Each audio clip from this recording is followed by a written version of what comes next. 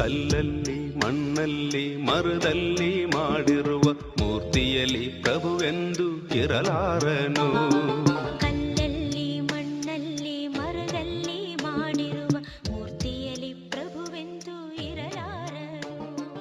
ಮಾತಲ್ಲಿ ಪಿತರ ಸುತರ ಮತ್ತು ಪವಿತ್ರಾತ್ಮರ ನಾಮದಲ್ಲಿ ಆಮೇನ್. ಪ್ರಭು ಕ್ರಿಸ್ತರಲ್ಲಿ ಆತ್ಮೀಯ ಸಹೋದರ ಸಹೋದರಿಯರೇ, ವಿಶೇಷವಾಗಿ ಕಥೋಲಿಕ ಕ್ರೈಸ್ತರೇ, ನೀವೆಲ್ಲರೂ ನಿಮ್ಮ ಜೀವಿತದಲ್ಲಿ ಈ ಪ್ರೊಟೆಸ್ಟೆಂಟ್ ಸಭೆಗಳ ಸಹೋದರರಿಂದ ಕೆಲವು ಪ್ರಶ್ನೆಗಳನ್ನ ನೀವು ಎದುರಿಸಿರಬಹುದು. ಅದರಲ್ಲಿ ವಿಶೇಷವಾಗಿ ವಿಗ್ರಹಾರಾಧನೆ ವಿಷಯವಾಗಿ ಅವರು ನಿಮಗೆ ಪ್ರಶ್ನೆ ಮಾಡಿರಬಹುದು. ನೀವು ಅದಕ್ಕೆ ಒಳ್ಳೆ ರೀತಿಯಲ್ಲಿ ಉತ್ತರ ಕೊಟ್ಟಿರಬಹುದು, ಅಥವಾ ಅದನ್ನ ತಿರಸ್ಕರಿಸಿರ್ಬೋದು, ಅಥವಾ ಉತ್ತರಿಸಲು ಆಗದೆ ನಮ್ಮ ವಿಶ್ವಾಸ ನಮಗೆ ಬ್ರದರ್, ನಿಮ್ ವಿಶ್ವಾಸ ನಿಮಗೆ, ಯಾಕೆ ತೀರ್ಪು ಮಾಡ್ತೀರಾ ಅಂತ ಸಾಧಾರಣವಾಗಿ ಹೇಳಿರಬಹುದು. ಅಥವಾ ನಿಮಗೆ ಈ ರೀತಿ ಒಂದು ಪ್ರಶ್ನೆ ಬಂದಿರಬಹುದು, ನಾವ್ ಯಾಕೆ ನಮ್ಮ ಕಥೋಲಿಕ ಸಭೆಯಲ್ಲಿ ನಾವು ಈ ರೀತಿ ಸ್ಟ್ಯಾಚ್ಯೂಗಳನ್ನ ಇಟ್ಕೊಳ್ತೀವಿ, ಯಾಕೆ ಸ್ಟ್ಯಾಚ್ಯೂಗಳು ಇಲ್ದೇನೆ ನಾವು ಪ್ರಾರ್ಥನೆ ಮಾಡಕ್ ಆಗೋದಿಲ್ವಾ ಅಂತ ನಿಮಗೆ ಪ್ರಶ್ನೆ ಬಂದಿರಬಹುದು. ಈ ಒಂದು ಪ್ರಶ್ನೆನ ನೀವು ನಿಮ್ ಫಾದರ್ ಗಳ ಹತ್ರನೋ ಅಥವಾ ಕೆಲವು ಬ್ರದರ್ ಗಳ ಹತ್ರನೋ ಅಥವಾ ನಿಮ್ಮ ತಂದೆ ತಾಯಿಗಳ ಹತ್ರನೋ ಕೇಳಿರ್ಬೋದು, ನಾವು ಯಾಕೆ ಈ ರೀತಿ ಸ್ಟ್ಯಾಚ್ಯೂಗಳನ್ನ ಬಳಸ್ತೇವೆ ಅಂತ. ಅದಕ್ಕೆ ಅವರು ಸಾಧಾರಣವಾಗಿ ಉತ್ತರ ಕೊಟ್ಟಿರ್ಬೋದು, ನಾವು ಹೇಗೆ ನಮ್ಮ ಸತ್ತು ಹೋದ ಅಜ್ಜ ಅಜ್ಜಿಯವರ ನೆನಪಿಗಾಗಿ ಫೋಟೋಗಳನ್ನ ಇಟ್ಕೊಳ್ತೀವೋ ಅದೇ ರೀತಿ ಸಂತರುಗಳನ್ನ ಫೋಟೋಗಳನ್ನ ನೆನಪು ಮಾಡ್ಕೊಳಕ್ ಇಟ್ಕೊಳ್ತೀವಿ ಅಂತ ಹೇಳಿರ್ಬೋದು. ಈ ರೀತಿ ಉತ್ತರನ ನೀವು ಪ್ರೊಟೆಸ್ಟೆಂಟ್ ಹತ್ರ ಹೇಳಿದ್ರೆ ಅವ್ರು ಹೇಳ್ತಾರೆ, ಈ ನಿಮ್ಮ ಅಜ್ಜಿ ಕಥೆಗಳೆಲ್ಲ ಬೇಡ, ಕ್ರೈಸ್ತರು ಸ್ಟ್ಯಾಚ್ಯೂಗಳನ್ನ ಸಭೆಗಳಲ್ಲಿ ಬಳಸಬಹುದು ಅಂತ ಬೈಬಲ್ ಅಲ್ಲಿ ಯಾವ್ದಾದ್ರು ವಾಕ್ಯ ಇದೆಯಾ ತೋರಿಸಿ ಅಂತ ಕೇಳ್ತಾರೆ ಅಲ್ವಾ. ಸೊ ಇಲ್ಲಿ ನೀವು ಒಂದು ವಿಷಯನ ಗಮನದಲ್ಲಿ ಇಟ್ಕೋಬೇಕು, ಏನಂದ್ರೆ ಇವರು ಈ ರೀತಿ ಬೈಬಲ್ ಅಲ್ಲಿ ತೋರಿಸಿ ಅಂತ ಹೇಳಿದ ಕ್ಷಣ ನಾವು ಬೈಬಲ್ ಅಲ್ಲೇ ತೋರಿಸ್ಬೇಕು ಅನ್ನುವ ಯಾವುದೇ ನಿಯಮ ಇಲ್ಲ. ನಾವು ಬೈಬಲ್ ಇಂದ ತೋರ್ಸೋಣ, ಇಲ್ಲ ಅಂತಲ್ಲ, ಆದ್ರೆ ಎಲ್ಲಾ ಪ್ರಶ್ನೆಗೂ ಉತ್ತರ ಬೈಬಲ್ ಇಂದನೇ ತೋರಿಸ್ಬೇಕು, ಎಲ್ಲಾ ಸತ್ಯಕ್ಕೂ ಆಧಾರ ಬೈಬಲ್ಲೇ ಅಂತ ಯಾವುದೇ ವಾಕ್ಯ ಬೈಬಲ್ ಅಲ್ಲಿ ಇಲ್ಲ. ನೀವು ಸಂಪೂರ್ಣ ಬೈಬಲ್ ಹುಡುಕ್ ನೋಡಿ, ನಾವು ಎಲ್ಲದಕ್ಕೂ ಉತ್ತರ ಬೈಬಲ್ ಇಂದನೇ ಕೊಡ್ಬೇಕು ಎಂಬ ನಿಬಂಧನೆ ಇಲ್ಲ. ಬೈಬಲ್ ಇಂದ ಕೊಡ್ಬೇಕು, ಅದು ಕೊಡಲೇಬೇಕು ಎಂಬ ನಿಬಂಧನೆ ಇಲ್ಲ. ಬೈಬಲ್ ಇಂದ ಕೊಟ್ಟಿಲ್ಲ ಅಂದ್ರೆ ಅದು ಸುಳ್ಳು ಅಂತ ಹೇಳಂಗಿಲ್ಲ. ಯಾಕಂದ್ರೆ ಯೇಸು ಈ ಲೋಕದಲ್ಲಿ ಇದ್ದಾಗ್ಲೇನೆ ಸಭೆನ ಸ್ಥಾಪನೆ ಮಾಡಿದ್ರು, ಬೈಬಲ್ ನ ಸ್ಥಾಪನೆ ಮಾಡಿಲ್ಲ. ದೇವರ ವಾಕ್ಯಗಳನ್ನ ಅವರ ಶಿಷ್ಯರ ಹೃದಯದಲ್ಲಿ ಇಟ್ರು. ಯೇಸು ಸತ್ಯದಿಂದ 4 ಶತಮಾನದವರೆಗೆ ಆದಿ ಕ್ರೈಸ್ತರ ಹತ್ರ ನಮ್ಮಲ್ಲಿರುವ ಈ ರೀತಿ ಬೈಬಲ್ ಇರ್ಲೇ ಇರ್ಲಿಲ್ಲ. ಅವರೆಲ್ಲರೂ ಬೈಬಲ್ ಇಲ್ದೇನೆ ಅಷ್ಟು ವಿಶ್ವಾಸಿಗಳಾಗಿದ್ರು, ರಕ್ತಸಾಕ್ಷಿಗಳಾಗಿ ಸತ್ತಿದ್ರು. ಸೊ ಅವರೆಲ್ಲ ಬೈಬಲ್ ಇಟ್ಕೊಂಡೆ ಮನೆ ಮನೆಗೆ ಹೋಗಿ ಬೋಧನೆ ಮಾಡ್ತಾ ಇರ್ಲಿಲ್ಲ. ಯೇಸು ಅವ್ರ ಹೃದಯದಲ್ಲಿ ಏನ್ ಇಟ್ಟಿದ್ರು ಅದನ್ನ ಹೇಳ್ತಾ ಇದ್ರು. ಸೊ ಹೀಗಾಗಿ ನಾವು ಎಲ್ಲಾ ಪ್ರಶ್ನೆಗಳಿಗೂ ಬೈಬಲ್ ಇಂದಾನೇ ಉತ್ತರ ಕೊಡಬೇಕು ಅನ್ನುವ ಯಾವುದೇ ಒಂದು ನಿಬಂಧನೆ ಇಲ್ಲ. ಅದನ್ನ ನೀವು ಫಸ್ಟ್ ತಿಳ್ಕೊಳ್ಳಿ. ಯಾಕೆಂದ್ರೆ ನಾನು ಮೊದಲೇ ಹೇಳ್ದಂಗೆ ಎಲ್ಲಾ ಸತ್ಯಕ್ಕೂ ಆಧಾರ ಬೈಬಲ್ ಅಲ್ಲ. ಬೈಬಲ್ ಅಲ್ಲೇ ಪೌಲ ಹೇಳಿದಾನೆ, ತಿಮೋತಿಗೆ ಬರೆದ 1ನೇ ಪತ್ರ 3ನೇ ಅಧ್ಯಾಯ 15ನೇ ವಾಕ್ಯದಲ್ಲಿ, ಸತ್ಯಕ್ಕೆ ಆಧಾರ ಮತ್ತು ಸ್ತಂಭ ಸಭೆ ಅಂತ, ಬೈಬಲ್ ಅಲ್ಲ. ಎಲ್ಲಾ ಸತ್ಯಕ್ಕೂ ಆಧಾರ ಬೈಬಲ್ ಅಂತ ಬೈಬಲ್ ಅಲ್ಲಿ ಎಲ್ಲೂ ಇಲ್ಲ. ಹೀಗಾಗಿ ಸಭೆ ಏನ್ ಹೇಳ್ತಿತ್ತು ಅದನ್ನೇ ಆದಿ ಕ್ರೈಸ್ತರೆಲ್ಲರೂ ವಿಶ್ವಾಸಿಸ್ತಾ ಇದ್ರು. ಸೊ ಹೀಗಾಗಿ ನಾವು ಸಭೆಯ ಮಾತನ್ನ ಕೇಳಬೇಕಾಗುತ್ತೆ. ಸಭೆನೇ ಬೈಬಲ್ ಅನ್ನ ಕೊಟ್ಟಿದ್ದು, ಹಾಗಂತ ನಾವು ಬೈಬಲ್ ನ ಕೀಳಾಗಿ ಪರಿಗಣಿಸಬೇಕು ಅಂತ ಅಲ್ಲ. ಬೈಬಲ್ ದೇವರ ವಾಕ್ಯವನ್ನ ಪ್ರತಿನಿಧಿಸುತ್ತೆ. ಸೊ ಹೀಗಾಗಿ ನಾವು ಅದಕ್ಕೆ ತಕ್ಕ ಗೌರವನ ಕೊಡಲೇಬೇಕು, ಇಲ್ಲ ಅಂತ ಅಲ್ಲ. ಆದ್ರೆ ಎಲ್ಲಾ ಸತ್ಯಕ್ಕೂ ಉತ್ತರನ ಬೈಬಲ್ ಇಂದಾನೇ ಕೊಡಬೇಕು ಅನ್ನುವ ಯಾವುದೇ ಒಂದು ನಿಬಂಧನೆ ಇಲ್ಲ, ಒತ್ತಾಯ ಇಲ್ಲ. ಆದ್ರೂ ಪ್ರೊಟೆಸ್ಟೆಂಟ್ ಅವರ ಬಯಕೆ ಅಂತೆ ನಾವು ಬೈಬಲ್ ಇಂದಾನೇ ಉತ್ತರ ಕೊಡೋಣ. ಬೈಬಲ್ ನಲ್ಲಿ ಅನೇಕ ಕಡೆ ವಿಗ್ರಹಾರಾಧನೆಯ ವಿರೋಧವಾಗಿ ವಾಕ್ಯಗಳಿದೆ. ವಿಗ್ರಹಾರಾಧನೆ ಯಾವ ಕ್ರೈಸ್ತನು ಮಾಡಲೇಬಾರದು. ಆದ್ರೆ ಕಥೋಲಿಕರು ಪ್ರತಿಮೆಗಳನ್ನ ಇಟ್ಕೊಳ್ಳೋದನ್ನ ನೋಡ್ಬಿಟ್ಟು ಈ ಪ್ರೊಟೆಸ್ಟೆಂಟ್ಸ್ ಹೇಳ್ತಾರೆ, ನೀವು ವಿಗ್ರಹಾರಾಧನೆ ಮಾಡ್ತೀರಾ, ಕಥೋಲಿಕರೆಲ್ಲರೂ ವಿಗ್ರಹಾರಾಧಕರೇ ಅಂತ ಹೇಳ್ಬಿಡ್ತಾರೆ. ಸೊ ಇಲ್ಲಿ ಬರುವ ಪ್ರಶ್ನೆ, ಕಥೋಲಿಕರು ವಿಗ್ರಹ ಆರಾಧಕರ? ಇದಕ್ಕೆ ನೇರ ಮತ್ತು ಪ್ರಾಮಾಣಿಕ ಉತ್ತರ, ಕಥೋಲಿಕರು ವಿಗ್ರಹ ಆರಾಧಕರಲ್ವೇ ಅಲ್ಲ. ಕಥೋಲಿಕರು ಈ ಯಾವುದೇ ಪ್ರತಿಮೆಗಳನ್ನ ಆರಾಧನೆ ಮಾಡೋದಿಲ್ಲ. ಕಥೋಲಿಕರು ಆರಾಧನೆ ಮಾಡುವುದು ಒಂದೇ ಒಂದು, ಅದು ಪರಮಪ್ರಸಾದ. ಏಕೆಂದ್ರೆ ಪರಮಪ್ರಸಾದದಲ್ಲಿ ಯೇಸು ಸಾಕ್ಷಾತ್ ಅಕ್ಷರಸವಾಗಿ ಪ್ರಸನ್ನರಾಗಿದ್ದಾರೆ. ಹೀಗಾಗಿ ಪರಮಪ್ರಸಾದನ ಮಾತ್ರ ಕಥೋಲಿಕರು ಆರಾಧನೆ ಮಾಡ್ತಾರೆ. ಬೇರೆ ಯಾವುದೇ ಸಂತರ ಅಥವಾ ದೇವರ ಸ್ಟ್ಯಾಚ್ಯೂಗಳನ್ನ ಆರಾಧನೆ ಮಾಡೋದಿಲ್ಲ. ವಿಗ್ರಹಾರಾಧನೆ ಮಾಡುವ ಯಾವುದೇ ಕಥೋಲಿಕನು ಕ್ರೈಸ್ತನೇ ಅಲ್ಲ. ಕಥೋಲಿಕರು ವಿಗ್ರಹಾರಾಧನೆಯನ್ನ ಖಂಡಿಸ್ತಾರೆ.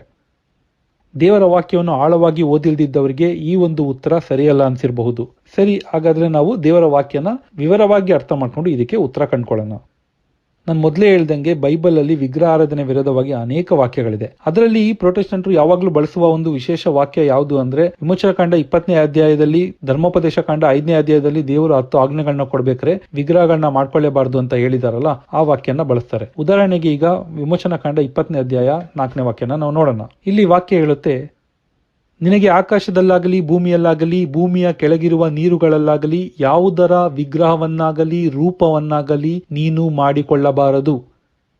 ಇಲ್ಲಿ ನಾವು ಅನೇಕ ವಿಷಯಗಳನ್ನ ತಿಳ್ಕೊಬೇಕಾಗಿದೆ. ಮೊದಲು ಈ ವಿಗ್ರಹ ಅಂದ್ರೆ ಏನು, ಆರಾಧನೆ ಅಂದ್ರೆ ಏನು, ಅಥವಾ ಈ ಒಂದು ವಾಕ್ಯವನ್ನ ದೇವರು ಯಾರಿಗೆ ಹೇಳಿದ್ರು, ಯಾವಾಗ ಹೇಳಿದ್ರು, ಯಾವ ಸಂದರ್ಭದಲ್ಲಿ ಹೇಳಿದ್ರು, ಇದರ ಒಂದು ಕಾಂಟೆಕ್ಸ್ಟ್ ಏನು. ಸೊ ಈ ಎಲ್ಲಾ ವಿಷಯಗಳನ್ನ ನಾವು ತಿಳ್ಕೊಂಡ್ರೆ ಆ ಒಂದು ವಾಕ್ಯದ ನಿಜವಾದ ಅರ್ಥ ನಮಗೆ ಗೊತ್ತಾಗುತ್ತೆ. ಸೊ ನಾವು ಇಲ್ಲಿ ಮೊದಲು ವಿಗ್ರಹ ಅಂದ್ರೆ ಏನು ಅಂತ ತಿಳ್ಕೊಳ್ಳೋಣ. ಯಾವುದೇ ಮನುಷ್ಯರ, ಪ್ರಾಣಿಗಳ ಅಥವಾ ಯಾವುದೇ ಒಂದು ಸೃಷ್ಟಿ ವಸ್ತುಗಳ ಆಕಾರನ ಲೋಹಗಳಿಂದಲೂ, ಪ್ಲಾಸ್ಟಿಕ್, ಪೇಪರ್, ಫೋಟೋಗಳು ಈ ತರ ಯಾವುದೇ ಒಂದು ಆಕಾರ ಮಾಡ್ಕೊಳ್ಳೋದು ವಿಗ್ರಹಗಳಾಗೋದಿಲ್ಲ. ಆ ರೀತಿ ನೋಡಕ್ ಹೋದ್ರೆ ನಾವು ನಮ್ಮ ಮಕ್ಕಳಿಗೆ ಆಟ ಆಡಕ್ಕೆ ಆಟ ಸಾಮಾನುಗಳೇ ಕೊಡಂಗಿರಲ್ಲ. ಯಾಕೆಂದ್ರೆ ಕಾರು ಕೂಡ ಒಂದು ವಸ್ತುವಿನ ಆಕಾರ, ಏರೋಪ್ಲೇನ್ ಕೂಡ ಒಂದು ವಸ್ತುವಿನ ಆಕಾರ, ಪ್ರಾಣಿಗಳದ್ದು ಗೊಂಬೆಗಳು, ಟೆಡ್ಡಿ ಬಿಯರು ಅಥವಾ ಈ ಬಾಬಿ ಡಾಲ್ಸ್, ಆತರ ಅನೇಕ ಗೊಂಬೆಗಳಿದೆ. ಇವೆಲ್ಲ ಅನೇಕ ಸೃಷ್ಟಿ ವಸ್ತುಗಳು ಅಥವಾ ಒಂದು ಕಾಲ್ಪನಿಕ ಆಕಾರಗಳು. ಇವುಗಳನ್ನ ನಾವು ಮಕ್ಕಳಿಗಳಿಗೆ ಕೊಡಂಗಿರಲ್ಲ, ಯಾಕಂದ್ರೆ ಅವುಗಳು ವಿಗ್ರಹ ಆಗ್ಬಿಡುತ್ತೆ ಅಲ್ವಾ. ಸೊ ಹೀಗಾಗಿ ಇವುಗಳೆಲ್ಲ ವಿಗ್ರಹ ಅಲ್ಲ. ಮತ್ತೆ ಅದೇ ರೀತಿ ನಾವು ಮದ್ವೆದೋ ಯಾವುದೋ ಒಂದು ಫಂಕ್ಷನ್ದೋ ಅಥವಾ ಯಾವುದೇ ಒಂದು ಫೋಟೋಗಳನ್ನ ಇಟ್ಕೊಳಂಗಿಲ್ಲ, ಅದು ಕೂಡ ವಿಗ್ರಹ ಅಂತ ಆಗ್ಬಿಡುತ್ತೆ. ಸೊ ಹಾಗಾಗಿ ಇವ್ ಯಾವುದು ಕೂಡ ವಿಗ್ರಹಗಳಲ್ಲ. ಹಾಗಾದ್ರೆ ವಿಗ್ರಹ ಅಂದ್ರೆ ಏನು? ಯಾವುದೇ ಒಂದು ಸೃಷ್ಟಿ ವಸ್ತು ಅಥವಾ ಭಾವನೆಗಳು ದೇವರ ಸ್ಥಾನವನ್ನು ತೆಗೆದುಕೊಳ್ಳುತ್ತೋ ಅದೇ ವಿಗ್ರಹ. ಉದಾಹರಣೆಗೆ ಒಂದು ಗೊಂಬೆಯಲ್ಲಿ ಅಥವಾ ಒಂದು ಆಕಾರದಲ್ಲಿ, ಒಂದು ಫೋಟೋ ಅಲ್ಲಿ ಅಥವಾ ಮನುಷ್ಯರು, ಪ್ರಾಣಿ, ಪಕ್ಷಿಗಳು ಇತ್ಯಾದಿಗಳಲ್ಲಿ ನಾವು ದೇವರು ಸ್ವತಃ ಅದ್ರ ಒಳಗೆ ಇದ್ದಾರೆ ಅಂತ ನಂಬಿ ವಿಶ್ವಾಸ ಇಟ್ರೆ ಅವಾಗ ಅದು ನಮಗೆ ವಿಗ್ರಹ ಆಗುತ್ತೆ. ಯಾಕೆಂದ್ರೆ ದೇವರು ಸಾಧಾರಣವಾಗಿ ಸೃಷ್ಟಿ ವಸ್ತುಗಳಲ್ಲಿ ಇರೋದಿಲ್ಲ. ಹಾಗೆ ನಾವು ಒಂದು ಸೃಷ್ಟಿ ವಸ್ತುವಿನಲ್ಲಿ ದೇವರು ಇದ್ದಾರೆ ಅಂತ ನಂಬಿದ್ರೆ ದೇವರ ಸ್ಥಾನವನ್ನು ಆ ವಸ್ತುವಿಗೆ ಕೊಟ್ಟಂಗಾಗುತ್ತೆ. ಹೀಗಾಗಿ ಆ ವಸ್ತು ವಿಗ್ರಹ ಆಗುತ್ತೆ. ಕೆಲವರು ಈ ದುಡ್ಡು, ಆಸ್ತಿ, ಐಶ್ವರ್ಯ ಮತ್ತೆ ಮನುಷ್ಯರ ಪ್ರೀತಿ ಮೇಲೆ ದಾಸರಾಗಿರ್ತಾರೆ. ಅವುಗಳನ್ನೇ ಎಲ್ಲದಕ್ಕಿಂತ ಹೆಚ್ಚಾಗಿ ಪ್ರೀತಿಸ್ತಾರೆ. ಅದು ಕೂಡ ವಿಗ್ರಹನೇ ಆಗುತ್ತೆ. ಯಾಕೆಂದ್ರೆ ನಾವು ಎಲ್ಲದಕ್ಕಿಂತ ಹೆಚ್ಚಾಗಿ ದೇವರನ್ನೇ ಪ್ರೀತಿಸಬೇಕು. ಆ ಸ್ಥಾನನ ನಾವು ಈ ದುಡ್ಡು, ಆಸ್ತಿ, ಐಶ್ವರ್ಯ ಮನುಷ್ಯರಿಗೆ ಕೊಟ್ರೆ ಆಗ ಅವುಗಳು ವಿಗ್ರಹ ಆಗ್ಬಿಡುತ್ತೆ. ಅವುಗಳೇ ದೇವರ ಸ್ಥಾನವನ್ನ ತಗೊಂಡಿದ್ರಿಂದ ಅವುಗಳು ವಿಗ್ರಹ ಆಗುತ್ತೆ. ಸೊ ಹೀಗಾಗಿ ದೇವರು ಸೃಷ್ಟಿ ಮಾಡಿದ ಯಾವುದ್ರ ಮೇಲೂ ನಾವು ಅತಿಯಾಗಿ ಪ್ರೀತಿ ಇಡುವುದರಿಂದನೋ ಅಥವಾ ನಾವೇ ಒಂದು ಕೆಲವು ಸೃಷ್ಟಿ ವಸ್ತುಗಳನ್ನ ಮಾಡ್ಕೊಂಡು ಅದರಲ್ಲಿ ದೇವರು ಇದ್ದಾರೆ ಅಂತ ನಂಬೋದ್ರಿಂದನೂ ಅವುಗಳು ವಿಗ್ರಹ ಆಗುತ್ತೆ. ಯಾಕಂದ್ರೆ ಅವುಗಳು ದೇವರ ಸ್ಥಾನವನ್ನು ತಗೊಳುತ್ತೆ. ಸೊ ದೇವರ ಸ್ಥಾನವನ್ನು ಯಾವುದು ತಗೊಳುತ್ತೋ ಅದೇ ವಿಗ್ರಹ. ಅನೇಕ ಅನ್ಯ ಧರ್ಮದವರು ಅವರ ದೇವರುಗಳನ್ನ ಸೃಷ್ಟಿ ವಸ್ತುಗಳಲ್ಲಿ ಇದೆ ಅಂತ ನಂಬಿ ಅವುಗಳಿಗೆ ಆರಾಧನೆ ಮಾಡ್ತಾರೆ. ಹೀಗಾಗಿ ಅವುಗಳೆಲ್ಲ ಅವಿಗೆ ವಿಗ್ರಹ ಆಗುತ್ತೆ. ದೇವರು ಇರೋದು ಒಬ್ರೆ, ಇನ್ನೊಂದು ವಿಗ್ರಹ ಮಾಡ್ಕೊಂಡ್ರೆ ಅವಾಗ ಇನ್ನೊಂದು ದೇವರಾಯ್ತು ಅಂತ ನಾವು ನಂಬ್ದಂಗಾಗುತ್ತೆ. ಆ ರೀತಿ ಆಗ್ಲೇಬಾರ್ದು. ದೇವರು ಒಬ್ರೇ ಇರೋದು, ಅವರ ಮೇಲೆ ಅನೇಕ ದೇವರುಗಳಿಲ್ಲ. ಸೊ ನಾವು ಇನ್ನೊಂದು ವಿಗ್ರಹ ಮಾಡ್ಕೊಂಡು ಅದ್ರೊಳಗೆ ದೇವರಿದ್ದಾರೆ ಅಂದ್ರೆ ಅದು ಇನ್ನೊಂದು ದೇವರಾಗುತ್ತೆ. ಹೀಗಾಗಿ ಅದು ವಿಗ್ರಹ ಆಗುತ್ತೆ. ಆದ್ರೆ ಈ ಪ್ರತಿಮೆ ಅನ್ನೋದೇ ಬೇರೆ. ಕೆಲವರು ಈ ಲೋಕದಲ್ಲಿ ಆದರ್ಶ ವ್ಯಕ್ತಿಗಳಾಗಿ ಬಾಳಿರ್ತಾರೆ. ಅಂದ್ರೆ ಈ ಲೋಕಕ್ಕೆ ಒಳ್ಳೆಯ ಪಾಠಗಳನ್ನ ಹೇಳ್ಕೊಟ್ಟಿರ್ತಾರೆ, ಒಳ್ಳೆ ಬೋಧನೆಗಳನ್ನ ಮಾಡಿರ್ತಾರೆ, ಸ್ವಾತಂತ್ರ್ಯ ಹೋರಾಟಗಾರರಿರ್ತಾರೆ, ಕಷ್ಟದಲ್ಲೂ ಹೇಗೆ ಜೀವಿಸಬೇಕು ಅಂತ ಹೇಳಿರ್ತಾರೆ. ಅಥವಾ ಈ ಧಾರ್ಮಿಕ ವಿಷಯಕ್ಕೆ ಬಂದ್ರೆ ಅನೇಕ ಸಂತರುಗಳು, ಋಷಿ ಮುನಿಗಳು, ವಿಶ್ವಾಸಿಗಳನ್ನ ಚೆನ್ನಾಗಿ ಆಳಿದವರು, ಒಳ್ಳೆಯ ರೀತಿ ಮಾರ್ಗದರ್ಶನ ಮಾಡಿದವರು, ದೇವರ ವಾಕ್ಯದ ಬೋಧನೆಗಾಗಿ ಕಷ್ಟಪಟ್ಟವರು, ರಕ್ತಸಾಕ್ಷಿಯಾಗಿ ಸತ್ತವರು, ಸಭೆಯನ್ನ ಚೆನ್ನಾಗಿ ನಡ್ಸ್ಕೊಂಡು ಹೋದವರು, ಅನೇಕ ಅದ್ಭುತಗಳನ್ನ ಮಾಡಿದವರು, ಯೇಸುವಿಗೆ ಉತ್ತಮ ಶಿಷ್ಯರಾಗಿ ಬಾಳ್ದವರು, ಈ ರೀತಿ ಅನೇಕ ಆದರ್ಶ ವ್ಯಕ್ತಿಗಳನ್ನ ಸ್ಮರಣೆ ಮಾಡೋದಕ್ಕೋಸ್ಕರ ಅವರ ಸ್ಮಾರಕ ಪ್ರತಿಮೆಗಳನ್ನ ಮಾಡಿಟ್ಕೊಳ್ಳೋದು ಇದೆ.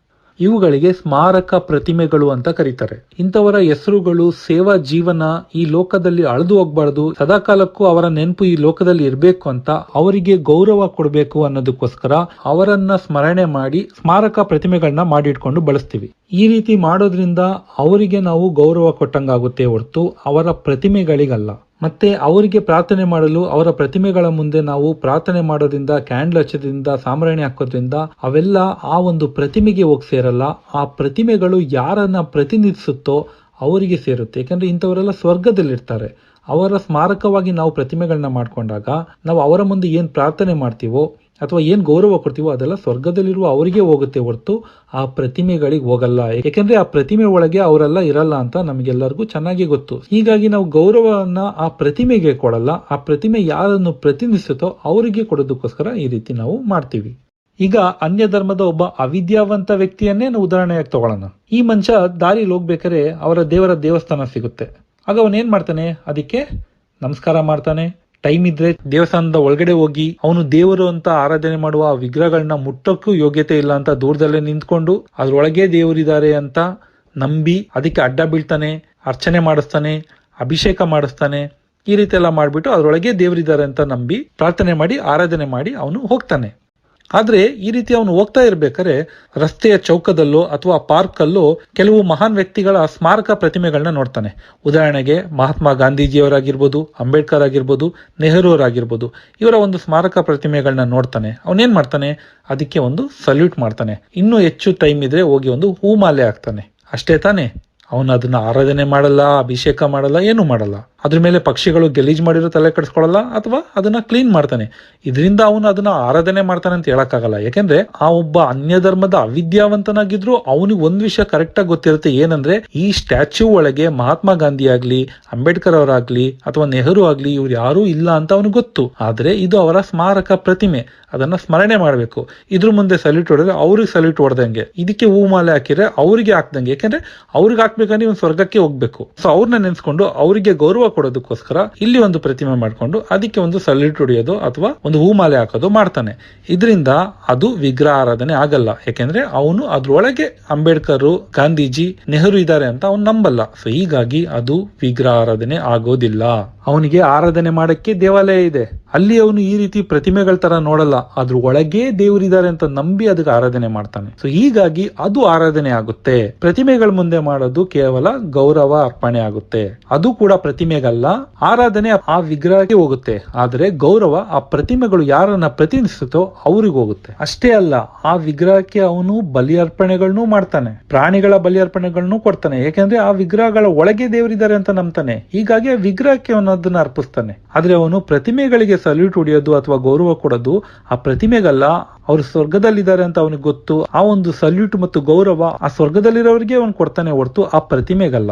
ಆ ಪ್ರತಿಮೆನ ಅವನು ಅವರ ಒಂದು ಸ್ಮಾರಕವಾಗಿ ಇಟ್ಕೊಳ್ತಾನೆ ಹೊರತು ಅದ್ರೊಳಗೆ ಅವರಿದ್ದಾರೆ ಅಂತ ಅವನು ಯಾವ ಕಾರಣಕ್ಕೂ ನಂಬಲ್ಲ. ಕಥೋಲಿಕರು ಕೂಡ ಹೀಗೇನೆ. ಸಭೆಯನ್ನು ಚೆನ್ನಾಗಿ ಆಳಿದ, ವಿಶ್ವಾಸಿಗಳಿಗೆ ಒಳ್ಳೆ ಮಾರ್ಗದರ್ಶನ ಕೊಟ್ಟ, ಮತ್ತೆ ವಿಶ್ವಾಸಕ್ಕಾಗಿ ಕಷ್ಟಪಟ್ಟು ರಕ್ತಸಾಕ್ಷಿಯಾಗಿ ಸೆತ್ತ ಅನೇಕ ಪರಿಶುದ್ಧ ಸಂತರುಗಳನ್ನ ಸ್ಮಾರಕವಾಗಿ ನೆನೆಸ್ಕೊಂಡು ಅವರ ಪ್ರತಿಮೆಗಳನ್ನ ಮಾಡ್ತೀವಿ. ಸಂತರಗಳ ಮುಖಾಂತರ ನಾವು ದೇವರ ಹತ್ರ ಪ್ರಾರ್ಥನೆ ಮಾಡ್ಬೇಕಾದ್ರೆ ಅವರ ಸ್ಮಾರಕ ಪ್ರತಿಮೆಗಳ ಮುಂದೆ ನಿಂತ್ಕೊಂಡು ನಾವು ಅಲ್ಲಿ ಪ್ರಾರ್ಥನೆ ಮಾಡ್ತೀವಿ. ಈ ರೀತಿ ಅವರ ಸ್ಮಾರಕ ಪ್ರತಿಮೆಗಳ ಮುಂದೆ ಪ್ರಾರ್ಥನೆಯನ್ನು ಮಾಡಬಹುದು, ಅವುಗಳು ಇಲ್ದೇನೂ ಪ್ರಾರ್ಥನೆ ಮಾಡಬಹುದು. ಇಲ್ಲಿ ಅದು ಪ್ರಶ್ನೆ ಬರಲ್ಲ. ಆದ್ರೆ ಈ ರೀತಿ ಸ್ಮಾರಕ ಪ್ರತಿಮೆಗಳನ್ನ ಇಟ್ಕೊಳ್ಳೋದು ದೇವರ ವಾಕ್ಯಕ್ಕೆ ಅಥವಾ ದೇವರ ಯೋಜನೆಗೆ ವಿರುದ್ಧವಾಗಿದ್ಯಾ ಇಲ್ವಾ ಅನ್ನೋದೇ ನಿಜವಾದ ಪ್ರಶ್ನೆ. ಸೊ ಅದನ್ನ ನಾವು ಬೈಬಲ್ ಇಂದ ಈಗ ತಿಳ್ಕೊಳ್ಳೋಣ. ಸೊ ಬೈಬಲ್ ವಾಕ್ಯಕ್ಕೆ ಹೋಗೋಕ್ಕಿಂತ ಮುಂಚೆ ಒಂದು ಚಿಕ್ಕ ಉದಾಹರಣೆ ಹೇಳ್ಬಿಡ್ತೀನಿ. ಈಗ ಅನ್ಯ ಧರ್ಮದ ಅನೇಕ ಕಿಡಿಗೇಡಿಗಳು ಕಥೋಲಿಕ ಸಭೆಗೆ ಬಂದ್ಬಿಟ್ಟು ದೇವಾಲಯನ ಒಡೆದಾಕ್ತಾರೆ, ಅನೇಕ ಸಂತರುಗಳ ಪ್ರತಿಮೆಗಳನ್ನ ಎಲ್ಲ ಒಡೆದಾಕ್ತಾರೆ. ಸೊ ಇದರಿಂದ ಕಥೋಲಿಕರು ಅಯ್ಯಯ್ಯೋ ಆ ಕಿಡಿಗೇಡಿಗಳು ಬಂದ್ಬಿಟ್ಟು ನಮ್ಮ ಸಂತ ಅಂತೋಣಿ ಅವ್ರನ್ನ ಕೊಲೆ ಮಾಡ್ಬಿಟ್ರು, ಸಂತ ಮರಿಯಮ್ಮನವ್ರನ್ನ ಕೊಲೆ ಮಾಡ್ಬಿಟ್ರು, ಸಂತ ಪೇತ್ರ, ಪೌಲ ಇತರ ಸಂತರುಗಳನ್ನೆಲ್ಲ ಕೊಲೆ ಮಾಡ್ಬಿಟ್ರು ಅಂತ ಯಾರು ಹೇಳಲ್ಲ.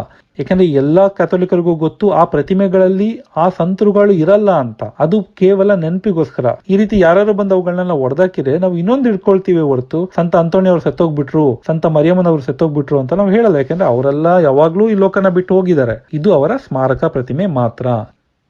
ಸೊ ಹೀಗೆ ನಿಮಗೆ ವಿಗ್ರಹಕ್ಕೂ ಸ್ಮಾರಕ ಪ್ರತಿಮೆಗೂ, ಇಂಗ್ಲಿಷ್ ಅಲ್ಲಿ ಹೇಳೋದಾದ್ರೆ ಐಡಲ್ಗೂ ಸ್ಟ್ಯಾಚ್ಯೂಗೂ ಇರುವ ವ್ಯತ್ಯಾಸ ನೀವು ತಿಳ್ಕೊಂಡಿರ್ಬೋದು. ಮತ್ತೆ ಅದೇ ರೀತಿ ಆರಾಧನೆಗೂ ಸ್ಮರಿಸಿ ಗೌರವಿಸುವುದಕ್ಕೂ ವ್ಯತ್ಯಾಸನ ಕೂಡ ನೀವು ತಿಳ್ಕೊಂಡಿರ್ಬೋದು. ಈ ರೀತಿ ನಾವು ಗೌರವ ಸಲ್ಲಿಸೋದು ಅಥವಾ ಪ್ರಾರ್ಥನೆ ಮಾಡೋದನ್ನ ಆ ಪ್ರತಿಮೆಗಳ ಮುಂದೆ ನಿಂತ್ಕೊಂಡು ಮಾಡ್ಬೋದು ಅಥವಾ ಆ ಪ್ರತಿಮೆಗಳು ಇಲ್ದೇನೂ ಮಾಡ್ಬೋದು. ಅದು ಪ್ರಶ್ನೆ ಬರಲ್ಲ. ಪ್ರಶ್ನೆ ಬರೋದು ಏನಂದ್ರೆ ಈ ರೀತಿ ನಾವು ಪ್ರತಿಮೆಗಳನ್ನ ಇಟ್ಕೊಂಡು ಗೌರವ ಕೊಡೋದು ಅಥವಾ ಪ್ರಾರ್ಥನೆ ಮಾಡೋದು ದೇವರ ವಾಕ್ಯಕ್ಕೆ ಮತ್ತು ದೇವರ ಯೋಜನೆಗೆ ವಿರುದ್ಧವಾಗಿದೆಯಾ ಇಲ್ವಾ ಅನ್ನೋದೇ ನಿಜವಾದ ಪ್ರಶ್ನೆ. ಸೊ ಅದನ್ನ ನಾವೀಗ ಬೈಬಲ್ ವಾಕ್ಯಗಳಿಂದ ನಾವು ತಿಳ್ಕೊಳ್ಳೋಣ. ಈ ಪ್ರೊಟೆಸ್ಟೆಂಟ್ಸ್ ಅವರು ನಮ್ಮ ಮುಂದೆ ಇಟ್ಟ ಆ ಒಂದು ದೇವರ ವಾಕ್ಯ ವಿಮೋಚನಕಾಂಡ 20ನೇ ಅಧ್ಯಾಯದ 4ನೇ ವಾಕ್ಯ ಇದಲ್ಲ, ಅದರ ಒಂದು ಸಂದರ್ಭನ ನಾವು ಫಸ್ಟ್ ನೋಡ್ಕೊಂಡ್ಬಿಡೋಣ. ದೇವರು ಇದನ್ನ ಯಾರಿಗೆ ಹೇಳಿದ್ರು, ಯಾಕೆ ಹೇಳಿದ್ರು, ಯಾವ ಸಂದರ್ಭದಲ್ಲಿ ಹೇಳಿದ್ರು ಅಂತ ಮೊದಲು ತಿಳ್ಕೊಂಡ್ ಬಂದ್ಬಿಡೋಣ.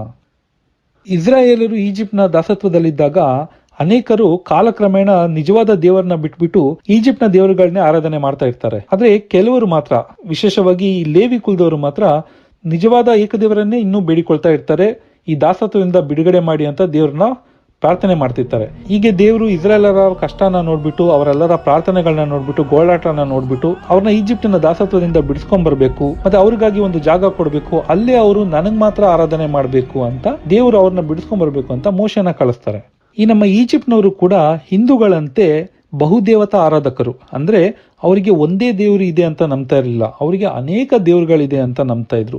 ಸೂರ್ಯ ಒಂದು ದೇವರು, ನೀರು ಒಂದು ದೇವರು, ಪ್ರಾಣಿಗಳು ಒಂದು ದೇವರು, ಸೃಷ್ಟಿ ವಸ್ತುಗಳು ಒಂದು ದೇವರು, ಹೀಗೆ ಅನೇಕ ಸೃಷ್ಟಿ ವಸ್ತುಗಳನ್ನ ಅವರು ದೇವರು ಅಂತ ಆರಾಧನೆ ಮಾಡ್ತಿರ್ತಾರೆ. ಸೊ ಈ ಬಹುದೇವತಾ ಆರಾಧಕರ ಧರ್ಮಗಳಲ್ಲಿ ಒಂದು ವಿಷಯ ಸಾಧಾರಣವಾಗಿರುತ್ತೆ, ಏನಂದ್ರೆ ಅವರ ದೇವರುಗಳು ಅನೇಕ ಇರ್ತಾರೆ, ಮತ್ತೆ ಸೃಷ್ಟಿ ವಸ್ತುಗಳಲ್ಲಿ ಅವರು ದೇವರನ್ನ ಮಾಡ್ಕೊಂಡಿರ್ತಾರೆ, ಅಂದ್ರೆ ವಿಗ್ರಹಗಳನ್ನ ಮಾಡ್ಕೊಂಡಿರ್ತಾರೆ. ಆದ್ರೆ ಏಕ ದೇವರನ್ನು ಆರಾಧಿಸುವ ಅನೇಕ ಧರ್ಮಗಳಲ್ಲಿ ವಿಗ್ರಹ ಆರಾಧನೆ ಅನ್ನೋದು ಹೆಚ್ಚಿನ ಮಟ್ಟಿಗೆ ಇರೋದೇ ಇಲ್ಲ. ಯಹೂದ್ಯ ಧರ್ಮ ಆಗ್ಲಿ, ಕ್ರೈಸ್ತ ಧರ್ಮ ಆಗ್ಲಿ, ಇಸ್ಲಾಂ ಧರ್ಮ ಆಗ್ಲಿ, ಇವ್ರು ಯಾರು ಕೂಡ ವಿಗ್ರಹಗಳನ್ನ ಮಾಡಿಟ್ಕೊಂಡು ಆರಾಧನೆ ಮಾಡಲ್ಲ. ಯಾಕೆಂದ್ರೆ ಅವರು ಒಂದೇ ದೇವರು ಇದ್ದಾರೆ ಅಂತ ನಂಬುವರು. ಆದ್ರೆ ಈಜಿಪ್ಟ್ನವರು ಅನೇಕ ದೇವರುಗಳನ್ನ ಆರಾಧನೆ ಮಾಡ್ತಿರ್ತಾರೆ ಮತ್ತು ವಿಗ್ರಹ ಆರಾಧನೆಯನ್ನು ಮಾಡ್ತಿರ್ತಾರೆ.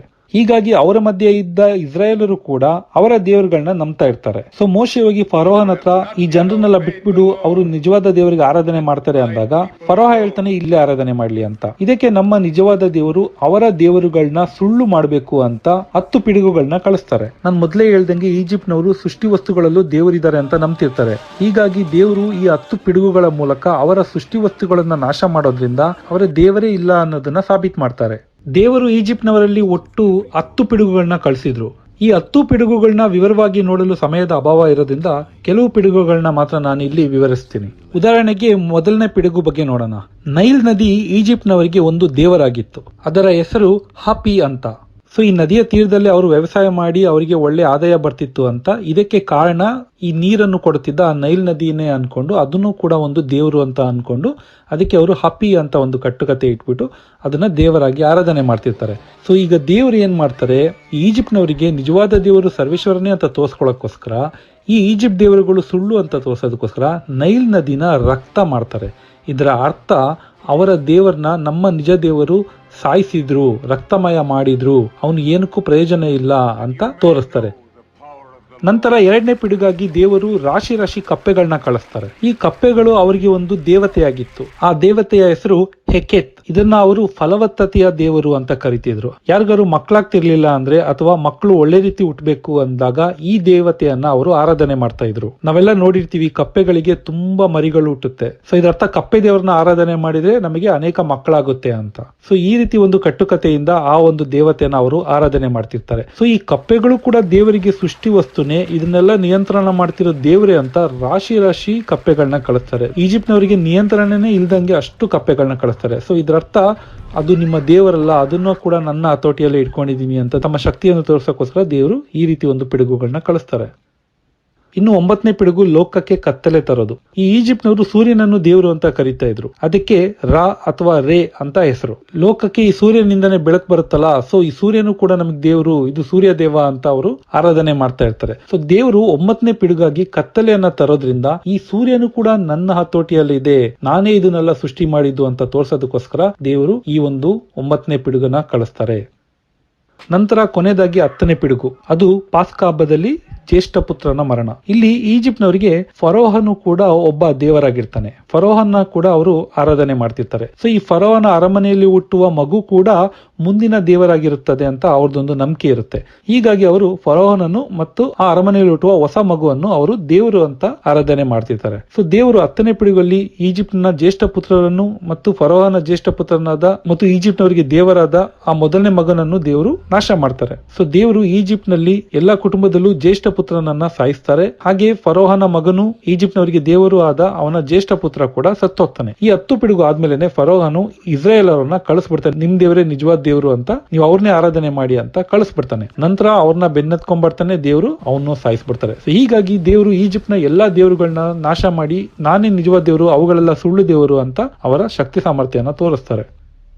ಸೊ ದೇವರು ಇಸ್ರಾಯೇಲರನ್ನು ಈಜಿಪ್ಟಿನ ದಾಸತ್ವದಿಂದ ಬಿಡಿಸ್ಕೊಂಡ್ ಬಂದು ಕಾನಾನ್ ದೇಶಕ್ಕೆ ಬಂದ್ಮೇಲೆ ಅವರು ಎಲ್ಲಾ ಸುಳ್ಳು ದೇವರುಗಳನ್ನ ಬಿಟ್ಬಿಟ್ಟು ನಿಜವಾದ ದೇವರನ್ನೇ ಆರಾಧನೆ ಮಾಡಬೇಕು ಅನ್ನೋದು ದೇವರ ಉದ್ದೇಶವಾಗಿರುತ್ತೆ. ಸೊ ಹೀಗಾಗಿನೇ ಮರಳುಗಾಡಲ್ಲಿ ಅವರಿಗೆ ಈಜಿಪ್ಟ್ ನಲ್ಲಿದ್ದ ಎಲ್ಲಾ ದುರಭ್ಯಾಸಗಳನ್ನ, ಅನ್ಯ ದೇವರುಗಳನ್ನ ಆರಾಧನೆ ಮಾಡ್ತಿರೋದನ್ನೆಲ್ಲ ಅವರಿಂದ ತೆಗ್ದಾಕ್ ಬಿಡ್ಬೇಕಂತಾನೆ 40 ವರ್ಷ ಮರಳುಗಾಡಲ್ಲಿ ಅವ್ರನ್ನ ಇರಿಸ್ಕೊಳ್ತಾರೆ. ಮೊದಲು ಅವ್ರ ಜೊತೆ ಒಂದು ಒಡಂಬಡಿಕೆ ಮಾಡ್ಕೊಂಡ್ಬಿಟ್ಟು ಆರಾಧನೆ ಮಾಡೋದು ಹೇಗೆ ಅಂತ ತೋರಿಸ್ಕೊಡೋದಕ್ಕೋಸ್ಕರನು, ಅವರ ಮಧ್ಯೆ ದೇವರು ಇರೋದಕ್ಕೋಸ್ಕರನು ಗುಡಾರನ ಮಾಡ್ಬಿಟ್ಟು ಅಲ್ಲಿ ಬಲಿಪೂಜೆಗಳನ್ನ ಮಾಡೋದ್ರ ಮುಖಾಂತರ ಹೇಗೆ ಆರಾಧನೆ ಮಾಡೋದು ಅಂತ ದೇವರು ವಿವರವಾಗಿ ಹೇಳ್ಕೊಡ್ತಾರೆ. ಆದ್ರೆ ಈ ಇಸ್ರಾಯೇಲರು ಈಜಿಪ್ಟ್ ನಿಂದ ಬಂದಾಗ ಸಂಪೂರ್ಣವಾಗಿ ಎಲ್ಲ ಅನ್ಯ ದೇವರುಗಳ ಆರಾಧನೆಯನ್ನ ಬಿಟ್ಟಿರಲ್ಲ. ಅವ್ರು ಇನ್ನೂ ಕೂಡ ಆ ದೇವರುಗಳಿಗೆ ಎದುರ್ತಾ ಇರ್ತಾರೆ. ಅದಕ್ಕಾಗಿನೇ ಇವರು ಈಜಿಪ್ಟ್ ನಿಂದ ಬರ್ಬೇಕಾದ್ರೆ ಇವರ ಸಾಕು ಪ್ರಾಣಿಗಳನ್ನು ಕರ್ಕೊಂಡ್ ಬಂದಿರ್ತಾರೆ. ಆಡು, ಕುರಿ, ದನ, ಎತ್ತು, ಹೀಗೆ ಅನೇಕ ಸಾಕು ಪ್ರಾಣಿಗಳನ್ನ ಕರ್ಕೊಂಡ್ ಬಂದಿರ್ತಾರೆ. ಈಜಿಪ್ಟ್ ನವರಿಗೆ ಈ ದನಗಳು ಮತ್ತೆ ಕುರಿಗಳು ಕೂಡ ಒಂದು ದೇವರಾಗಿರುತ್ತೆ. ಉದಾಹರಣೆಗೆ ಎತ್ತು ಎಪಿಸ್ ಎಂಬ ಒಂದು ದೇವರಾಗಿರುತ್ತೆ, ಮತ್ತೆ ಕುರಿ ಏರಿಸ್ ಎಂಬ ದೇವರಾಗಿರುತ್ತೆ. ಈಗಲೂ ಕೂಡ ರಾಶಿಗಳಲ್ಲಿ ಮೇಷರಾಶಿ ಅಂತ ನಾವು ನೋಡಿರ್ಬೋದು. ಆ ಏರಿಸ್ ದೇವರನ್ನೇ ಮೇಷರಾಶಿಯಾಗಿ ಈಗಲೂ ಎಲ್ಲಾ ಜನರು ಜಾತಕದಲ್ಲಿ ಬಳಸ್ತಾರೆ.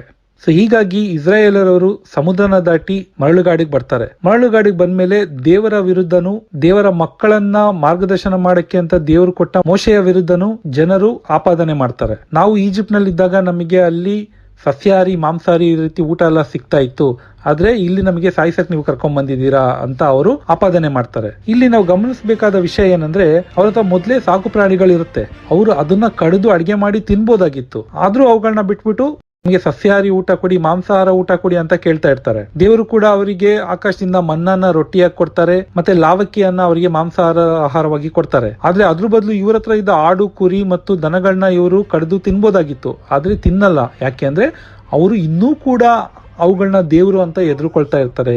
ಈ ಒಂದು ಕಾರಣದಿಂದನೇ ದೇವರು ಆರಾಧನೆ ಮಾಡ್ಬೇಕಾದ್ರೆ ಬಲಿ ಅರ್ಪಣೆ ಮಾಡ್ಬೇಕು ಅಂತ ಆ ಒಂದು ದನಗಳನ್ನ ಮತ್ತೆ ಕುರಿಗಳನ್ನ ಬಲಿ ಕೊಟ್ಟು ದೇವರಿಗೆ ಆರಾಧನೆ ಮಾಡಬೇಕು ಅಂತ ತೋರಿಸ್ತಾರೆ.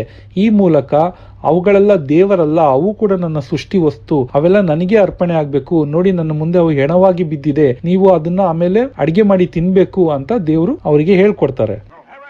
ಸೊ ದೇವರು ಈಗೆಲ್ಲ ಮಾಡೋದು ಯಾಕೆ ಅಂದ್ರೆ ವಿಗ್ರಹ ಆರಾಧನೆ ಅನ್ನೋದು ಇವರಿಂದ ಹೋಗ್ಬೇಕು ಅಂತ. ಆದ್ರೂ ಕೂಡ ಆ ಅಭ್ಯಾಸ ಅವ್ರ ಹತ್ರ ಇನ್ನೂ ಇರುತ್ತೆ. ಮೋಶೆ ದೇವರ ಹತ್ರ ಹೋಗಿ ಆಜ್ಞೆಗಳನ್ನ ತರೋದಕ್ಕೆ ಮುಂಚೆ ಈ ಇಸ್ರಾಯೇಲರು ಆರೋನ್ ಹತ್ರ ಬಂದ್ಬಿಟ್ಟು, ಮೋಶೆ ಇನ್ನೂ ಬಂದಿಲ್ಲ, ನಮಗೆ ದೇವರನ್ನು ಮಾಡಿಕೊಡು ಅಂತ ಹೇಳ್ತಾರೆ.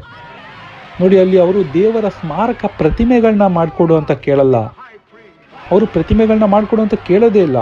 ಅವ್ರು ಕೇಳೋದು ದೇವರನ್ನ ಮಾಡಿಕೊಡು ಅಂತ. ದೇವರನ್ನ ಮಾಡಿದ್ರೆ ಅದು ವಿಗ್ರಹ ಆಗುತ್ತೆ. ಸೃಷ್ಟಿ ವಸ್ತುಗಳಲ್ಲಿ ದೇವರು ಅಂತ ಮಾಡಿದ್ರೆ ಅದು ವಿಗ್ರಹನೇ. ಸೊ ಅವರು ಆರೋನಿಗೆ ನಮ್ಗೆ ದೇವರನ್ನು ಮಾಡಿಕೊಡು ಅಂತ ಹೇಳ್ತಾನೆ. ಆರೋನ ಕೂಡ ಅವ್ರ ಹತ್ರ ಇರೋ ಚಿನ್ನನೆಲ್ಲ ತಗೊಂಡ್ಬಿಟ್ಟು ಅದನ್ನ ಬೆಂಕಿ ಹಾಕ್ಬಿಟ್ಟು ಅದರಲ್ಲಿ ಒಂದು ಎರಕ ಹೊತ್ತ ಆಕಳಿನ ಒಂದು ಆಕಾರನ ಮಾಡ್ಕೊಟ್ಬಿಟ್ಟು ಇದೇ ನಿಮ್ಮ ದೇವರು ಅಂತ ಹೇಳ್ಕೊಡ್ತಾನೆ. ಅದನ್ನ ಸ್ಮಾರಕ ಪ್ರತಿಮೆ ಅಂತ ಹೇಳಲ್ಲ, ಆದ್ರೆ ಅದೇ ನಿಮ್ಮ ದೇವರು ಅಂತ ಹೇಳಿ ಕೊಡ್ತಾನೆ. ಅದನ್ನೇ ದೇವ್ರು ಖಂಡಿಸಿದ್ದು. ಇದಕ್ಕೋಸ್ಕರನೇ ದೇವರು ಆಜ್ಞೆ ಕೊಡ್ಬೇಕಾದ್ರೆ ಅಲ್ಲಿ ಹೇಳ್ತಾರೆ, ನೀವು ನನ್ನ ಬಿಟ್ಬಿಟ್ಟು ಬೇರೆ ಯಾವುದೇ ದೇವರುಗಳಾಗಿ ನೀವು ಆಕಾಶದಲ್ಲಾಗ್ಲಿ ಭೂಮಿಯಲ್ಲಾಗ್ಲಿ ನೀರಿನಲ್ಲಾಗ್ಲಿ ಯಾವುದೇ ರೀತಿ ಆಕಾರನ ಮಾಡ್ಕೋಬಾರ್ದು. ಯಾಕಂದ್ರೆ ಇವರು ಆಕಾಶದಲ್ಲಿ ಸೂರ್ಯ ದೇವನನ್ನ ಆರಾಧನೆ ಮಾಡ್ತಿರ್ತಾರೆ, ಭೂಮಿ ಮೇಲೆ ಸೃಷ್ಟಿ ವಸ್ತುಗಳನ್ನ, ಮನುಷ್ಯರುಗಳನ್ನ, ಪ್ರಾಣಿಗಳನ್ನ ದೇವರು ಅಂತ ಆರಾಧನೆ ಮಾಡ್ತಿರ್ತಾರೆ, ಮತ್ತೆ ನೀರಿನಲ್ಲಿ ನೀರನ್ನೇ ದೇವರು ಅಂತ ಆರಾಧನೆ ಮಾಡ್ತಿರ್ತಾರೆ, ಮತ್ತೆ ಅದರಲ್ಲಿರುವ ಕಪ್ಪೆ, ಹಾವು ಇವುಗಳನ್ನು ಕೂಡ ದೇವರು ಅಂತ ಆರಾಧನೆ ಮಾಡ್ತಿರ್ತಾರೆ. ಇಂಥವುಗಳನ್ನೆಲ್ಲ ಬಿಟ್ಬಿಟ್ಟು ನಿಜವಾದ ದೇವರ ಆರಾಧನೆ ಮಾಡಬೇಕು ಅಂತಾನೆ ದೇವರು ಅವರಿಗೆ ಇವುಗಳನ್ನ ನಾಶ ಮಾಡಕ್ ಹೇಳೋದು, ಈ ರೀತಿ ಮಾಡ್ಕೋಬಾರ್ದು ಅಂತ ಹೇಳೋದು. ಅದಕ್ಕೆ ನೋಡಿ ದೇವರು ಅವರಿಗೆ ಈ ವಾಕ್ಯನ ಹೇಳ್ಬೇಕಾದ್ರೆ ಮುಂದಿನ ವಾಕ್ಯದಲ್ಲಿ ಹೇಳ್ತಾರೆ, ಅವುಗಳಿಗೆ ಅಡ್ಡ ಬೀಳಬೇಡಿ, ಅವುಗಳಿಗೆ ಸೇವೆ ಮಾಡಬೇಡಿ ಅಂತ. ಅಲ್ಲಿ ನಿಜವಾಗ್ಲೂ ದೇವರು ಬಳಸಿರುವ ಹಿಬ್ರೂ ಪದ ಶಾಖ ಮತ್ತು ಆಬಾದ್ ಎಂಬ ಪದಗಳನ್ನ ಬಳಸಿದ್ದಾರೆ. ಇದರಲ್ಲಿ ಶಾಖ ಅಂದ್ರೆ ಆರಾಧನೆ ಮಾಡಬಾರ್ದು ಅಂತ, ಅಡ್ಡ ಬೀಳೋದು ಅನ್ನೋದು ಮಾತ್ರ ಅಲ್ಲ, ಆ ಪದಕ್ಕೆ ಅರ್ಥ ಇರೋದು ಆರಾಧನೆ ಮಾಡಬಾರ್ದು ಅಂತ. ಆದ್ರೆ ಆ ಪದಕ್ಕೆ ಕೆಲವರು ಅಡ್ಡ ಬೀಳ್ಬಾರ್ದು ಅಂತ ಭಾಷಾಂತರ ಮಾಡಿದ್ದಾರೆ. ಸೊ ಇಲ್ಲಿ ಆಬಾದ್ ಎಂಬ ಪದದ ಅರ್ಥ ಬಲಿ ಅರ್ಪಣೆಗಳನ್ನ ಕೊಡಬಾರ್ದು, ಅವುಗಳನ್ನ ಸೇವಿಸಬೇಡಿ ಅಂದ್ರೆ ಅವುಗಳಿಗೆ ಬಲಿ ಅರ್ಪಣೆ ಮಾಡಬೇಡಿ, ಸೇವೆ ಮಾಡಬೇಡಿ ಅಂತ ಅರ್ಥ. ಸೊ ಈ ಶಾಖ ಮತ್ತು ಆಬಾದ್ ಅಂದ್ರೆ ಅವರು ಆರಾಧನೆ ಮಾಡಬಾರ್ದು, ಅವುಗಳಿಗೆ ಬಲಿ ಅರ್ಪಣೆ ಮಾಡಬಾರ್ದು ಅಂತ. ಯಾಕಂದ್ರೆ ಈಜಿಪ್ಟ್ನವರು ಯಾವುದೇ ಒಂದು ಸೃಷ್ಟಿ ವಸ್ತುಗಳನ್ನ ವಿಗ್ರಹಗಳ ಮಾಡಿ ಅದ್ರಲ್ಲಿ ದೇವರಿದ್ದಾರೆ ಅಂತ ಮಾಡ್ಬಿಟ್ಟು ಅದಕ್ಕೆ ಆರಾಧನೆನೂ ಮಾಡ್ತಿರ್ತಾರೆ, ಮತ್ತೆ ಅವುಗಳಿಗೆ ಬಲಿ ಅರ್ಪಣೆ ಮಾಡ್ತಿರ್ತಾರೆ. ಸೊ ಇದನ್ನೇ ದೇವರು ಮಾಡಬಾರ್ದು ಅಂತ ಹೇಳೋದು.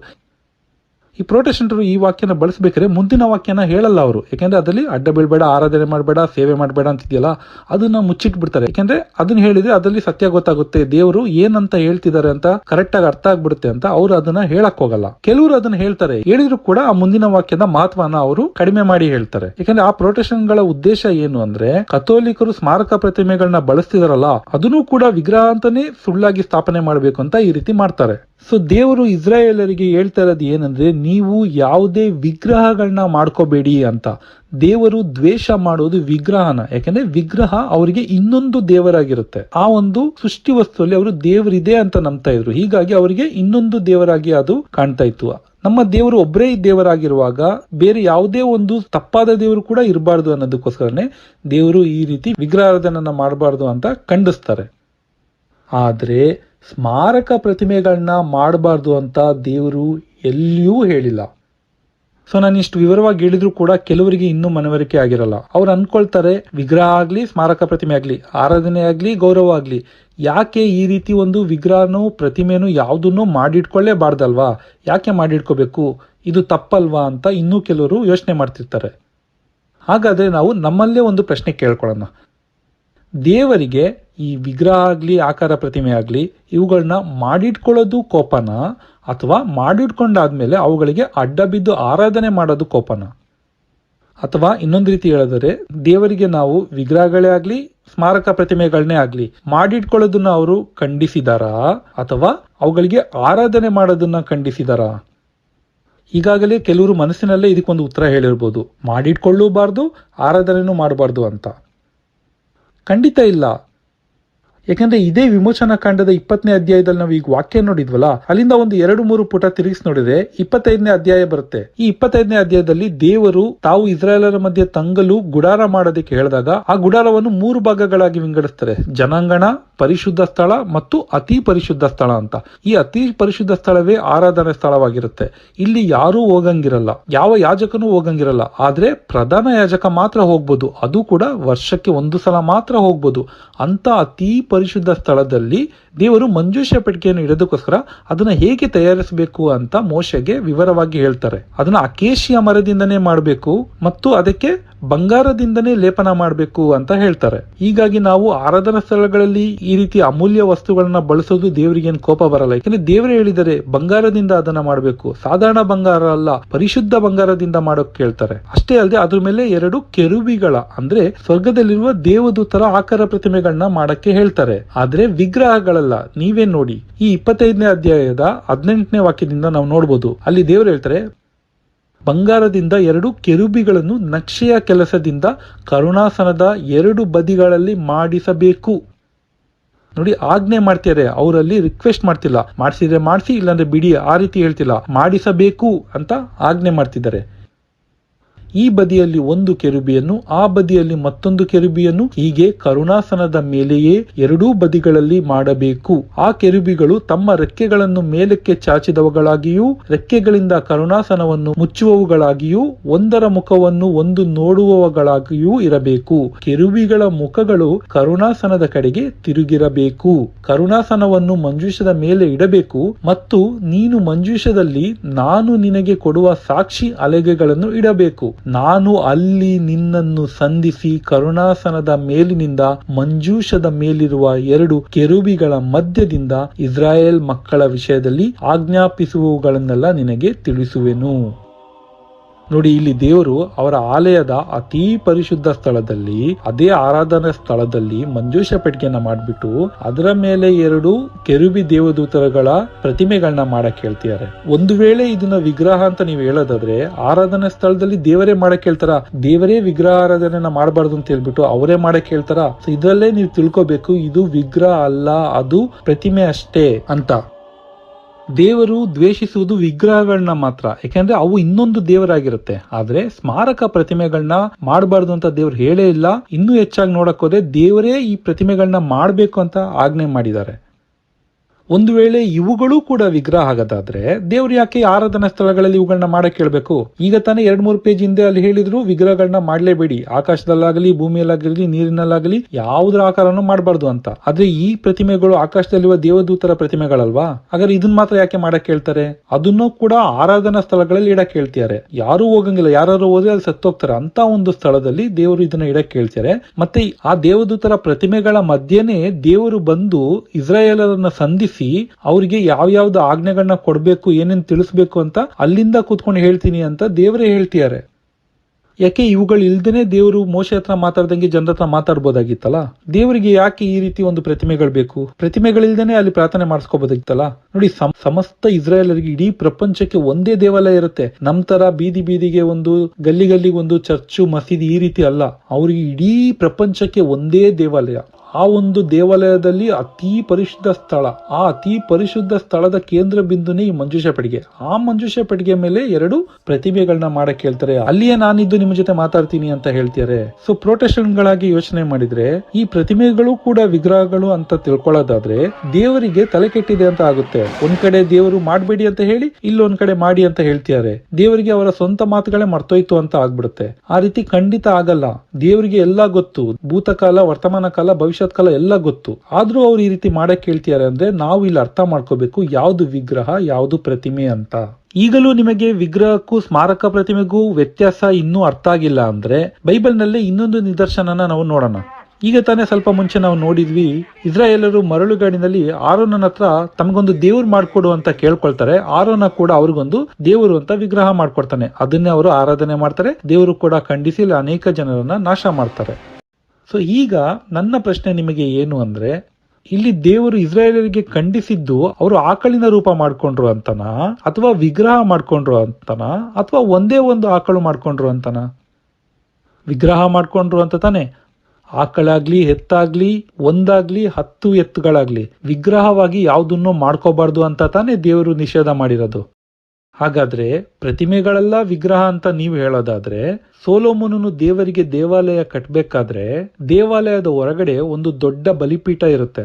ಆ ಬಲಿಪೀಠ ಯಜ್ಞ ಬಲಿಯಾಗಿ ಅರ್ಪಿಸುವ ಒಂದು ಜಾಗ ಆಗಿರುತ್ತೆ. ಅದ್ರ ಪಕ್ಕದಲ್ಲೇ ಸೊಲೊಮೋನನು ಸಮುದ್ರದ ಆಕಾರದಲ್ಲಿ ಕಂಚಿನಿಂದ ಒಂದು ದೊಡ್ಡ ತೊಟ್ಟಿನ ಮಾಡಿ ಅದರಲ್ಲಿ ನೀರು ತುಂಬಿಸಿ ಅದನ್ನ ಸಮುದ್ರದ ಆಕಾರದಲ್ಲಿ ಮಾಡಕ್ಕೆ ಹೇಳ್ತಾನೆ. ಈ ಒಂದು ಸಮುದ್ರದ ಆಕಾರದ ಒಂದು ದೊಡ್ಡ ಪಾತ್ರೆಯನ್ನ ಹೊತ್ಕೊಂಡಿರೋದಿಕ್ಕೆ ಅದರ ಕೆಳಗಡೆ 12 ಎತ್ತುಗಳನ್ನ ಕಂಚಿನಿಂದ ಮಾಡಿರ್ತಾನೆ. ಒಂದಲ್ಲ ಎರಡಲ್ಲ, 12 ಎತ್ತುಗಳು. ಈಗ ದೇವರು ಇಲ್ಲಿ ಈಜಿಪ್ಟ್ ಅವರು ಆರೋನನ ಕೈಯಲ್ಲಿ ಆಕಳು ಮಾಡಿಸಿದ್ದಕ್ಕೆ ದೇವರು ನಿಷೇಧ ಮಾಡಿದ್ರಲ್ಲ, ಹಾಗಾದ್ರೆ ಇಲ್ಲಿ ಸೊಲೊಮೋನ 12 ಎತ್ತುಗಳನ್ನೇ ಮಾಡ್ತಿದ್ದಾನೆ. ಹಾಗಾದ್ರೆ ದೇವರು ಇದಕ್ಕೆ ಯಾಕೆ ಸುಮ್ಮನೆ ಇದ್ದಾರೆ?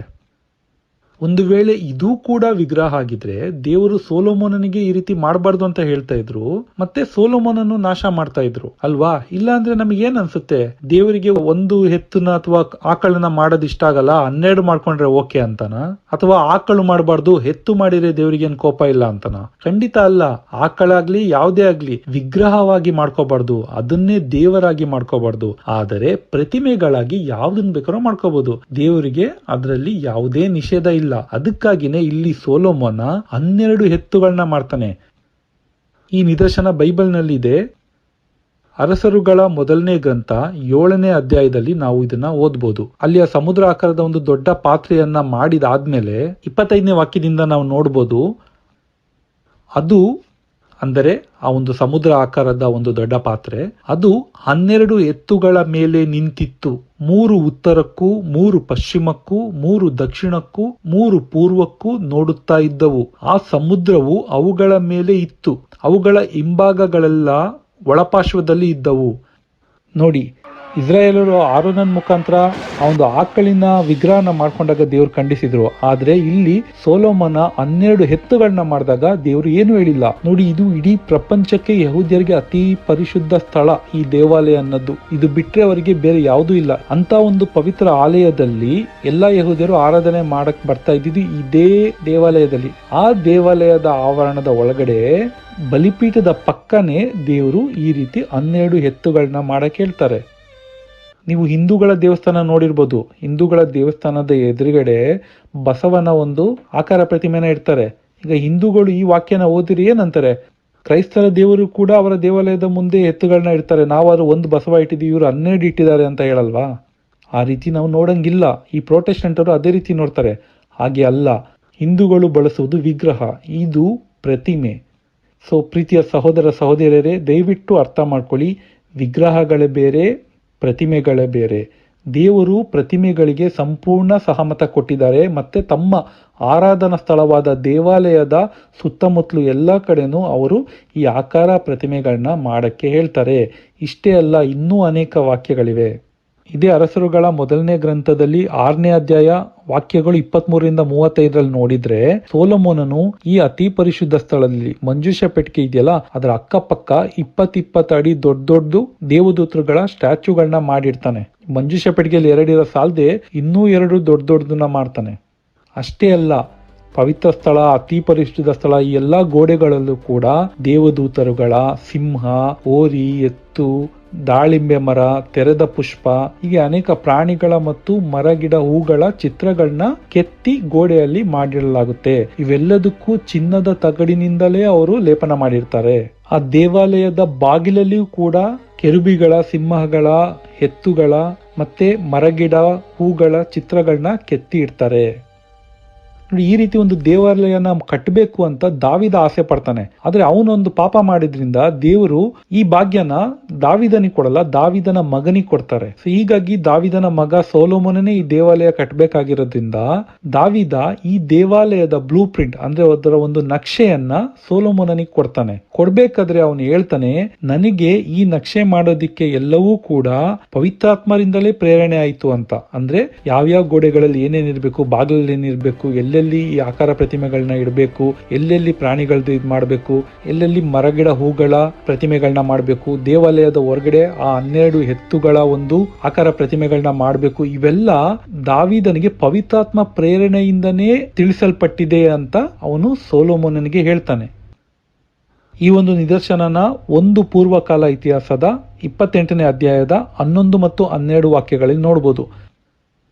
ಅಲ್ಲಿ ನೋಡಿ ಏನಂತ ಹೇಳ್ತಾನೆ, ಆಗ ದಾವಿದನು ತನ್ನ ಮಗನಾದ ಸೊಲೊಮೋನನಿಗೆ ದ್ವಾರಾಂಗಳದ ಮಾದರಿಯನ್ನು, ಅದರ ಮನೆಗಳು, ಉಗ್ರಾಣಗಳು, ಮೇಲಿನ ಕೊಠಡಿಗಳು, ಅಂತರಂಗದ ಕೊಠಡಿಗಳು, ಕೃಪಾಸನದ ಸ್ಥಾನವು, ಕರ್ತನ ಮನೆಯ ಅಂಗಳಗಳು, ಸುತ್ತಲಿರುವ ಕೊಠಡಿಗಳಾದ ಕರ್ತನ ಮನೆಯ ಉಗ್ರಾಣಗಳು, ಪ್ರತಿಷ್ಠೆ ಮಾಡಿದವುಗಳ ಉಗ್ರಾಣಗಳು, ಆತ್ಮದಿಂದ ತನಗುಂಟಾದ ಇವುಗಳ ಸಮಸ್ತ ಮಾದರಿಯನ್ನು ಕೊಟ್ಟನು. ನೋಡಿ, ಪವಿತ್ರಾತ್ಮರಿಂದ ಇವೆಲ್ಲ ಅವನಿಗೆ ಪ್ರೇರಣೆಯಾಗಿದೆ. ಇವೆಲ್ಲದ ಒಂದು ನಕ್ಷೆಯನ್ನ, ಮಾದರಿಯನ್ನ ಪವಿತ್ರಾತ್ಮರೇ ತಿಳಿಸ್ಕೊಟ್ಟಿದ್ದಾರೆ. ಅದನ್ನೇ ಸೊಲೊಮೋನನಿಗೆ ಕೊಟ್ಟು ಅದೇ ರೀತಿ ಈ ಒಂದು ದೇವಾಲಯನ ಕಟ್ಟಕ್ಕೆ ಹೇಳ್ತಾರೆ. ಮತ್ತೆ ಈ ರೀತಿ ದೇವಾಲಯನ ಕಟ್ಟಿ ಮುಗಿಸಿದ ಮೇಲೆ ಸೊಲೊಮೋನನು ಪ್ರಾರ್ಥನೆ ಮಾಡ್ತಾನೆ. ಪ್ರಾರ್ಥನೆ ಮಾಡಾದ್ಮೇಲೆ ದೇವರು ಬಂದ್ಬಿಟ್ಟು ಇದನ್ನೆಲ್ಲ ನೋಡ್ಬಿಟ್ಟು, ನೀನ್ ಯಾಕೆ ಇಲ್ಲಿ ಪ್ರತಿಮೆಗಳನ್ನ ಮಾಡಿದ್ಯಾ, ವಿಗ್ರಹಗಳನ್ನ ಮಾಡಿದ್ಯಾ, ಇದು ಆರಾಧನೆ ಸ್ಥಳ, ಇಲ್ಲಿ ನಾನು ಇರೋದು, ಇದು ಪರಿಶುದ್ಧ ಮಾಡ್ಬೇಕಾಗಿದೆ, ನೀನ್ ಯಾಕೆ ಇದೆಲ್ಲ ಮಾಡಿದೆ ಅಂತ ಬೈಯಲ್ಲ. ಬದಲಾಗಿ ಅವನಿಗೆ ಒಳ್ಳೆ ಮಾತುಗಳನ್ನ ಹೇಳ್ತಾರೆ ದೇವರು. ಅದನ್ನ ನಾವು ಅರಸರುಗಳ 1ನೇ ಗ್ರಂಥ 9ನೇ ಅಧ್ಯಾಯ 3ನೇ ವಾಕ್ಯದಲ್ಲಿ ನೋಡ್ಬೋದು. ಆಗ ಕರ್ತನು ಅವನಿಗೆ ಅಂದ್ರೆ ಸೊಲೊಮೋನನಿಗೆ, ನೀನು ನನ್ನ ಮುಂದೆ ಮಾಡಿದ ನಿನ್ನ ಪ್ರಾರ್ಥನೆಯನ್ನು, ವಿಜ್ಞಾಪನೆಯನ್ನು ನಾನು ಕೇಳಿ ಯುಗ ಯುಗಕ್ಕೂ ನನ್ನ ಹೆಸರು ಅಲ್ಲಿರುವ ಹಾಗೆ ನೀನು ಕಟ್ಟಿಸಿದ, ನೋಡಿ ಯುಗ ಯುಗಕ್ಕೂ ನನ್ನ ಹೆಸರು ಅಲ್ಲಿರುವ ಹಾಗೆ ಅಂದ್ರೆ ದೇವಾಲಯದಲ್ಲಿ ಇರುವ ಹಾಗೆ ನೀನು ಕಟ್ಟಿಸಿದ ಈ ಮಂದಿರವನ್ನು ಪರಿಶುದ್ಧ ಮಾಡಿದೆನು. ನನ್ನ ಕಣ್ಣುಗಳು ನನ್ನ ಹೃದಯವು ನಿತ್ಯವಾಗಿ ಅಲ್ಲಿರುವುವು. ನೋಡಿ, ದೇವರು ಹೊಗಳ್ತಿದ್ದಾರೆ, ಮತ್ತೆ ನನ್ನ ಹೃದಯ ಮತ್ತೆ ನನ್ನ ಕಣ್ಣು ಯಾವಾಗ್ಲೂ ಈ ದೇವಾಲಯದಲ್ಲಿ ಇರುತ್ತೆ ಅಂತ ಹೇಳ್ತಿದ್ದಾರೆ. ದೇವರು ಹೇಳ್ಬೋದಿತ್ತಲ್ಲ, ಏನಪ್ಪಾ ನೀನು ಫುಲ್ಲು ದೇವಾಲಯದಲ್ಲಿ ವಿಗ್ರಹಗಳನ್ನ ಮಾಡಿಟ್ಕೊಂಡಿದ್ಯಾ, ನಾನು ಇಲ್ಲಿ ಬರಲ್ಲ, ವಿಗ್ರಹಗಳನ್ನ ದ್ವೇಷಿಸ್ತೀನಿ, ನಿನ್ನ ಸಾಯಿಸ್ತೀನಿ ಅಂತ ಹೇಳ್ಬೋದಿತ್ತಲ್ಲ. ಯಾಕೆ ಈ ರೀತಿ ಮಾತು ಹೇಳಿದ್ರು ಅಲ್ವಾ? ಸೊ ಪ್ರೀತಿಯ ಸಹೋದರ ಸಹೋದರಿಯರೇ, ದಯವಿಟ್ಟು ಅರ್ಥ ಮಾಡ್ಕೊಳ್ಳಿ, ವಿಗ್ರಹಕ್ಕೂ ಪ್ರತಿಮೆಗೂ ಇರುವ ವ್ಯತ್ಯಾಸ ಇದೆ. ದೇವರು ವಿಗ್ರಹಗಳನ್ನ ಖಂಡಿಸ್ತಾರೆ, ಆದ್ರೆ ಆಕಾರ ಪ್ರತಿಮೆಗಳನ್ನ ಮಾಡೋದಿಕ್ಕೆ ಆಜ್ಞೆನೂ ಮಾಡಿದ್ದಾರೆ, ಅದಕ್ಕೆ ಪ್ರೋತ್ಸಾಹನೂ ಕೊಟ್ಟಿದ್ದಾರೆ. ಇಷ್ಟೇ ಅಲ್ಲ, ಈ ದೇವಾಲಯನ ಬಾಬಿಲೋನ್ ಅವರು ಹೊಡೆದಾಕಿದ ಮೇಲೂ 2ನೇ ಬಾರಿ ದೇವಾಲಯ ಕಟ್ಟಿದಾಗ ಎಜೆಕಿಯೇಲನಿಗೂ ಕೂಡ ದೇವರು ದರ್ಶನ ಕೊಡ್ತಾರೆ. ಈ ಮೊದಲ ದೇವಾಲಯ ಹೇಗಿತ್ತು ಅಂತ ಅವನಿಗೆ ದರ್ಶನ ಕೊಡ್ತಾರೆ, ಅದೇ ರೀತಿ ಕಟ್ಟಬೇಕು ಅಂತ. ಸೊ ಅವಾಗಾರು ದೇವರು ಹೇಳ್ಬೋದಿತ್ತಲ್ಲ, ಇಲ್ಲ ನೀವೆಲ್ಲ ವಿಗ್ರಹಾರಾಧನೆ ಮಾಡಿದಕ್ಕೆ, ಬೇರೆ ದೇವ್ರನ್ನ ಉಟ್ಕೊಂಡಿದ್ದಕ್ಕೆ ನಾನು ನಿಮಗೆ ಬಾಬಿಲೋನಿಗೆ ದಾಸತ್ವ ಕಳಿಸ್ತೆ, ಈಗ್ಲಾರು ಬಂದ ಮೇಲೆ ನೀವು ಇವನ್ನೆಲ್ಲ ಮಾಡಬಾರ್ದು ಅಂತ ಹೇಳ್ಬೋದಿತ್ತಲ್ಲ. ದೇವ್ರಿಗೆ ಗೊತ್ತು ವಿಗ್ರಹ ಆರಾಧನೆ ಯಾವುದು, ಆಕಾರ ಪ್ರತಿಮೆಗಳನ್ನ ಧಾರ್ಮಿಕ ಬಳಕೆಯಾಗಿ ಬಳಸುವುದು ಕೂಡ ದೇವ್ರಿಗೆ ಗೊತ್ತಿತ್ತು. ಅದಕ್ಕಾಗಿನೇ 2ನೇ ಬಾರಿ ದೇವಾಲಯ ಕಟ್ಟಿದಾಗ್ಲೂ ಕೂಡ ಇವುಗಳನ್ನ ಅದೇ ರೀತಿ ಮಾಡೋದಿಕ್ಕೆ ಎಜೆಕಿಯೇಲನಿಗೆ ದೇವರು ಪ್ರೇರೇಪಣೆ ಮಾಡ್ತಾರೆ. ಹೀಗೆ ದೇವರ ಆಲಯದಲ್ಲಿ ಸ್ಮಾರಕ ಪ್ರತಿಮೆಗಳನ್ನ ಮಾಡಿಟ್ಕೊಳ್ಳುವಂತ ಅನೇಕ ವಾಕ್ಯಗಳು ಬೈಬಲ್ನಲ್ಲಿದೆ. ಸಮಯದ ಅಭಾವ ಇರುವುದರಿಂದ ಅವುಗಳನ್ನೆಲ್ಲ ನಾನು ಇಲ್ಲಿ ಉಲ್ಲೇಖ ಮಾಡಕ್ ಹೋಗ್ತಿಲ್ಲ. ದೇವರು ಈ ಆಕಾರ ಪ್ರತಿಮೆಗಳನ್ನು ದೇವಾಲಯಗಳಲ್ಲಿ, ಆರಾಧನಾ ಸ್ಥಳಗಳಲ್ಲಿ ಬಳಸಲು ಆಜ್ಞೆ ಮಾಡಿದ್ದು ಮಾತ್ರವಲ್ಲ, ಅವುಗಳ ಮಧ್ಯೆ ಇದ್ದು ತಮ್ಮ ಜನರ ಜೊತೆ ಮಾತನಾಡಿದ್ದಾರೆ, ಅಲ್ಲಿ ಅರ್ಪಿಸಿದ ಬಲಿಯರ್ಪಣೆಗಳನ್ನು ಸ್ವೀಕರಿಸಿದ್ದಾರೆ, ಅವುಗಳನ್ನು ಪವಿತ್ರವಾದ ಚಿನ್ನಗಳಿಂದ ಮಾಡಲು ಹೇಳಿದ್ದಾರೆ, ಅವುಗಳ ಮುಂದೆ ಮಾಡಿದ ಪ್ರಾರ್ಥನೆಗಳನ್ನು ಸ್ವೀಕರಿಸಿದ್ದಾರೆ. ಅಷ್ಟು ಮಾತ್ರವಲ್ಲ, ಈ ರೀತಿಯ ಪ್ರತಿಮೆಗಳಿಂದ ಅದ್ಭುತಗಳನ್ನು ಮಾಡಿದ್ದಾರೆ. ಅದಕ್ಕೆ ಪ್ರಮುಖ ಆಧಾರ ಸಂಖ್ಯಾಕಾಂಡದ 21ನೇ ಅಧ್ಯಾಯದ 8ನೇ ವಾಕ್ಯದಲ್ಲಿ ದೇವರು ಮೋಶೆಗೆ ಕಂಚಿನ ಸರ್ಪವನ್ನು ಮಾಡಲು ಹೇಳಿರುವುದು. ಇಲ್ಲಿ ಇಸ್ರಾಯೇಲರು ದೇವರ ವಿರುದ್ಧ ಮತ್ತು ದೇವರ ಕುರಿಗಳಾದ ಇಸ್ರಾಯೇಲರನ್ನು ಮುನ್ನಡೆಸಲು ಕುರಿಗಾಹಿಯಾಗಿ ನೇಮಿಸಿದ ಮೋಶೆಯ ವಿರುದ್ಧವೂ ಆರೋಪ ಮಾಡುತ್ತಿರುತ್ತಾರೆ. ಅದಕ್ಕೆ ದೇವರು ಕೋಪ ಮಾಡಿಕೊಂಡು ವಿಷ ಸರ್ಪಗಳನ್ನ ಕಳಿಸ್ತಾರೆ, ಜನರು ಸಾಯ್ತಿರ್ತಾರೆ. ಆಗ ಮೋಶೆ ಅವರ ಪರವಾಗಿ ಪ್ರಾರ್ಥನೆ ಮಾಡಿದಾಗ ದೇವರು ಮೋಶೆಗೆ, ಜನರನ್ನ ಸ್ವರ್ಗದತ್ತ ತಲೆ ಎತ್ತಿ ನೋಡೋ ಕೇಳು, ಅಥವಾ ಹೃದಯದಲ್ಲೇ ಪಶ್ಚಾತ್ತಾಪ ಮಾಡಕ್ ಹೇಳು, ಹಾಗ್ ಮಾಡಿದ್ರೆ ನಾನು ಅವ್ರನ್ನ ಸಾವಿನಿಂದ ಬಿಡಿಸ್ತೇನೆ ಅಂತ ಹೇಳಿಲ್ಲ. ಅದ್ರ ಬದಲು ಮೋಶೆಗೆ ಕಂಚಿನಿಂದ ಒಂದು ಸರ್ಪದ ಪ್ರತಿಮೆಯನ್ನು ಮಾಡಲು ಆಜ್ಞೆ ಮಾಡ್ತಾರೆ. ಯಾರೆಲ್ಲ ಅದನ್ನು ನೋಡ್ತಾರೋ ಅವರೆಲ್ಲರೂ ಬದುಕುತ್ತಾರೆ ಅಂತ ಹೇಳ್ತಾರೆ. ಅದೇ ರೀತಿ ಜನರು ಮೋಶೆಯನ್ನಲ್ಲ ಅಥವಾ ಸ್ವರ್ಗ ಕಡೆನೂ ಅಲ್ಲ ಅಥವಾ ಹೃದಯದಲ್ಲೇ ಪಶ್ಚಾತ್ತಾಪ ಮಾಡಿನೂ ಅಲ್ಲ, ಆ ಮೋಶೆ ಮಾಡಿದ ಕಂಚಿನ ಒಂದು ಹಾವಿನ ಪ್ರತಿಮೆಯನ್ನ ನೋಡಿ ಬದುಕೊಳ್ತಾರೆ. ಯಾರೆಲ್ಲ ನೋಡ್ತಾರೋ ಅವ್ರು ಮಾತ್ರ ಬದುಕೊಳ್ತಾರೆ, ಯಾರೆಲ್ಲ ನೋಡಿಲ್ವೋ ಅವರೆಲ್ಲ ಸಾಯ್ತಾರೆ. ಯಾಕೆ ದೇವರು ಈ ರೀತಿ ಮಾಡಿದ್ರು? ಪ್ರತಿಮೆಗಳಿಲ್ದನೆ ಅದ್ಭುತ ಮಾಡ್ಬೋದಿತ್ತಲ್ಲ. ಇದರ ಅರ್ಥ ದೇವರು ಅವರಿಗೆ ನೇರವಾಗಿ ಅದ್ಭುತ ಮಾಡಕ್ ಆಗಲ್ಲ ಅಂತ ನಾನು ಹೇಳಕ್ ಬರ್ತಿಲ್ಲ. ದೇವರು ಪ್ರತಿಮೆಗಳ ಮುಖಾಂತರನೂ ಅದ್ಭುತ ಮಾಡ್ತಾರೆ ಅಂತ ಹೇಳ್ತಾ ಇದ್ದೀನಿ. ಕಷ್ಟದಲ್ಲಿರೋರಿಗೆ, ರೋಗದಿಂದ ನರಳುತ್ತಿದ್ದವರಿಗೆ, ಸಾವಿನ ಅಂಚಿನಲ್ಲಿದ್ದವರಿಗೆ ದೇವರು ಪ್ರತಿಮೆಗಳಿಂದಲೂ ಗುಣ ಮಾಡಲು ಶಕ್ತರು ಅಂತ ಈ ವಾಕ್ಯಗಳಿಂದ ನಾವು ತಿಳ್ಕೊಬಹುದು. ಇಷ್ಟೇ ಅಲ್ಲದೆ ಹಳೆಒಡಂಬಡಿಕೆಯ ಸಂತರುಗಳಲ್ಲೊಬ್ಬನಾದ ಎಲೀಷ ಪ್ರವಾದಿಯು ಬದುಕಿದ್ದಾಗ ಅವನ ಮುಖಾಂತರ ಅನೇಕ ಅದ್ಭುತಗಳನ್ನು ಮಾಡಿದ ದೇವರು ಅವನು ಸತ್ತು ಹೋದಾಗಲೂ ಅವನ ದೇಹದ ಅವಶೇಷಗಳಿಂದ ಅಂದ್ರೆ ಅವನ ಮೂಳೆಯಿಂದ ಕೂಡ ಅದ್ಭುತಗಳನ್ನ ಮಾಡ್ತಾರೆ. ಇದನ್ನ ನಾವು ಅರಸರುಗಳ 2ನೇ ಗ್ರಂಥ ಅಧ್ಯಾಯ 13 ವಾಕ್ಯ 21ರಲ್ಲಿ ನೋಡ್ಬೋದು. ಆಗ ಏನಾಯ್ತಂದ್ರೆ ಅವರು ಒಬ್ಬ ಮನುಷ್ಯನನ್ನು ಹೂಣಿಡಲು ಹೋಗುವಾಗ ಇಗೋ ದಂಡನ್ನು ಕಂಡು ಆ ಮನುಷ್ಯನನ್ನು ಎಲೀಷನ ಸಮಾಧಿಯಲ್ಲಿ ಬಿಸಾಡಿದರು. ಸತ್ತ ಮನುಷ್ಯನು ಅದರಲ್ಲಿ ಬಿದ್ದಾಗ ಎಲೀಷನ ಎಲುಬುಗಳಿಗೆ ತಗುಲಿ ಜೀವ ಉಂಟಾದವನಾಗಿ ತನ್ನ ಕಾಲೂರಿ ಎದ್ದು ನಿಂತನು. ನೋಡಿ, ಒಬ್ಬ ದೇವರ ಸೇವಕನು ಸತ್ತು ಹೋದ್ಮೇಲೂ ಅವನ ಮೂಳೆಗಳಿಂದಲೂ ಅದ್ಭುತ ನಡೆದಿದೆ. ಸತ್ತು ಹೋದವರು ಪುನರುತ್ಥಾನ ಆಗಿದ್ದಾರೆ. ದೇವರು ಈ ರೀತಿ ಸೃಷ್ಟಿ ವಸ್ತುಗಳಿಂದ ಅದ್ಭುತ ಮಾಡೋದನ್ನ ಕೇವಲ ಹಳೆ ಒಡಂಬಡಿಕೆ ಕಾಲದಲ್ಲಿ ಮಾತ್ರ ಮಾಡದೆ ಹೊಸ ಒಡಂಬಡಿಕೆ ಕಾಲದಿಂದನೂ ಮಾಡ್ತಾ ಬಂದಿದ್ದಾರೆ. 12 ವರ್ಷದಿಂದ ರಕ್ತಸ್ರಾವದಲ್ಲಿದ್ದ ಆ ಸ್ತ್ರೀ ಯೇಸುವಿನ ಕೇವಲ ಬಟ್ಟೆ ಮುಟ್ಟಿ ಗುಣ ಆಗಿದ್ದಾಳೆ. ಯೇಸುವಿನ ಅಪೋಸ್ತಲರು ಕೂಡ ಅನೇಕ ಅದ್ಭುತಗಳನ್ನ ಮಾಡ್ತಾರೆ. ಅದರಲ್ಲಿ ವಿಶೇಷವಾಗಿ ಅಪೊಸ್ತಲರ ಕೃತ್ಯ 5ನೇ ಅಧ್ಯಾಯ 15ನೇ ವಾಕ್ಯದಲ್ಲಿ ನಾವು ನೋಡಬಹುದು, ಪೇತ್ರನ ಕೇವಲ ನೆರಳಿಂದನೂ ಅನೇಕ ರೋಗಿಗಳು ಗುಣ ಆಗ್ತಿದ್ರು, ಮತ್ತೆ ದೆವ್ವ ಪೀಡಿತರು ವಾಸಿ ಆಗ್ತಾ ಇದ್ರು. ಹೀಗೆ ದೇವರು ಸಂತರುಗಳ ನೆರಳಿನಿಂದನೂ ಅದ್ಭುತ ಮಾಡಿರೋದನ್ನ ನಾವು ಬೈಬಲ್ ಅಲ್ಲಿ ನೋಡಬಹುದು. ಅಷ್ಟೇ ಅಲ್ಲ, ಪೌಲನು ಉಪಯೋಗಿಸುತ್ತಿದ್ದ ಹ್ಯಾಂಡ್ ಕರ್ಚೀಫ್ ಅಂದ್ರೆ ಕರವಸ್ತ್ರ ಮತ್ತೆ ಮೇಲುಡುಪುಗಳನ್ನು ಜನರು ತೆಗೆದುಕೊಂಡು ಹೋಗಿ ರೋಗಿಗಳ ಮೇಲೆ ಹಾಕಿದಾಗ ಅವರೆಲ್ಲ ಗುಣ ಆಗ್ತಾ ಇದ್ರು, ಮತ್ತೆ ದೆವ್ವ ಹಿಡಿದವರಿಗೂ ದೆವ್ವ ಬಿಟ್ಟು ಹೋಗ್ತಾ ಇತ್ತು. ಹೀಗೆ ದೇವರು ಸಂತರ ಅವಶೇಷ ಮತ್ತು ಅವರು ಬಳಸಿದ ವಸ್ತುಗಳಿಂದಲೂ ಪ್ರತಿಮೆಗಳಿಂದಲೂ ಅದ್ಭುತಗಳನ್ನ ಮಾಡಿರೋದನ್ನ ನಾವು ಇಂದಿಗೂ ನೋಡಬಹುದು, ಇನ್ನು ಮುಂದೆಯೂ ನೋಡಬಹುದು. ದೇವರು ಯುಗಾಂತರಕ್ಕೂ ಅದ್ಭುತಗಳನ್ನು ಮಾಡಲು ಶಕ್ತರು. ಇಷ್ಟು ಹೇಳಿದ್ರು ಕೆಲವರು ಕೇಳಬಹುದು, ದೇವರು ಸೃಷ್ಟಿ ವಸ್ತುವಾದ ಆ ಕಂಚಿನ ಸರ್ಪದ ಪ್ರತಿಮೆಯಿಂದ ಅದ್ಭುತ ಮಾಡಿ ಜನರನ್ನು ರಕ್ಷಣೆ ಮಾಡಿದ್ದು ನಿಜ. ಅದು ಕೇವಲ ಆ ಒಂದು ಸಂದರ್ಭದಲ್ಲಿ ಮಾತ್ರ ಮಾಡಿದ್ದು. ಆಮೇಲೆ ಅದನ್ನು ದೇವರೇ ಅರಸ ಹಿಜ್ಕೀಯನಿಂದ ಚೂರ್ ಮಾಡಿರೋದನ್ನ ಅರಸರುಗಳ 2ನೇ ಗ್ರಂಥ ಅಧ್ಯಾಯ 18 ವಾಕ್ಯಗಳು 4ರಲ್ಲಿ ಬರ್ದಿದೆಯಲ್ವಾ ಅಂತ ಕೇಳ್ತಾರೆ. ಹೌದು, ನಿಜ. ಆದ್ರೆ ನಾವು ಕೇವಲ ಆ ವಾಕ್ಯವನ್ನು ಮಾತ್ರ ನೋಡಬಾರ್ದು. ನಾನು ಮೊದಲೇ ಹೇಳಿದಂತೆ ಆ ವಾಕ್ಯದ ಸಂದರ್ಭ ಸಹಿತವಾಗಿ ಸಂಪೂರ್ಣ ವಾಕ್ಯವನ್ನು ನೋಡಬೇಕು. ನಿಜವಾಗ್ಲೂ ಹೇಳ್ಬೇಕಾದ್ರೆ ಇದೇ ವಾಕ್ಯದಿಂದ ವಿಗ್ರಹಕ್ಕೂ ಪ್ರತಿಮೆಗೂ ಇರುವ ವ್ಯತ್ಯಾಸವನ್ನ ಇನ್ನೂ ಚೆನ್ನಾಗಿ ನಾವು ಅರ್ಥ ಮಾಡ್ಕೋಬಹುದು.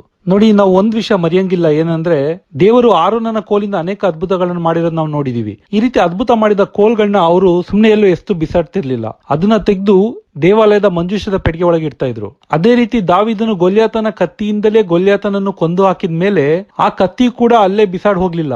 ಆ ಒಂದು ಕತ್ತಿಗೆ ಗೌರವ ಕೊಡೋದಕ್ಕಾಗಿ ಅದನ್ನ ದೇವರ ಗುಡಾರದಲ್ಲಿ ಇಟ್ಟಿರೋದನ್ನ ನಾವು ಸಾಮುವೇಲನ 1ನೇ ಗ್ರಂಥ ಅಧ್ಯಾಯ 21 ವಾಕ್ಯ 9ರಲ್ಲಿ ನೋಡಬಹುದು.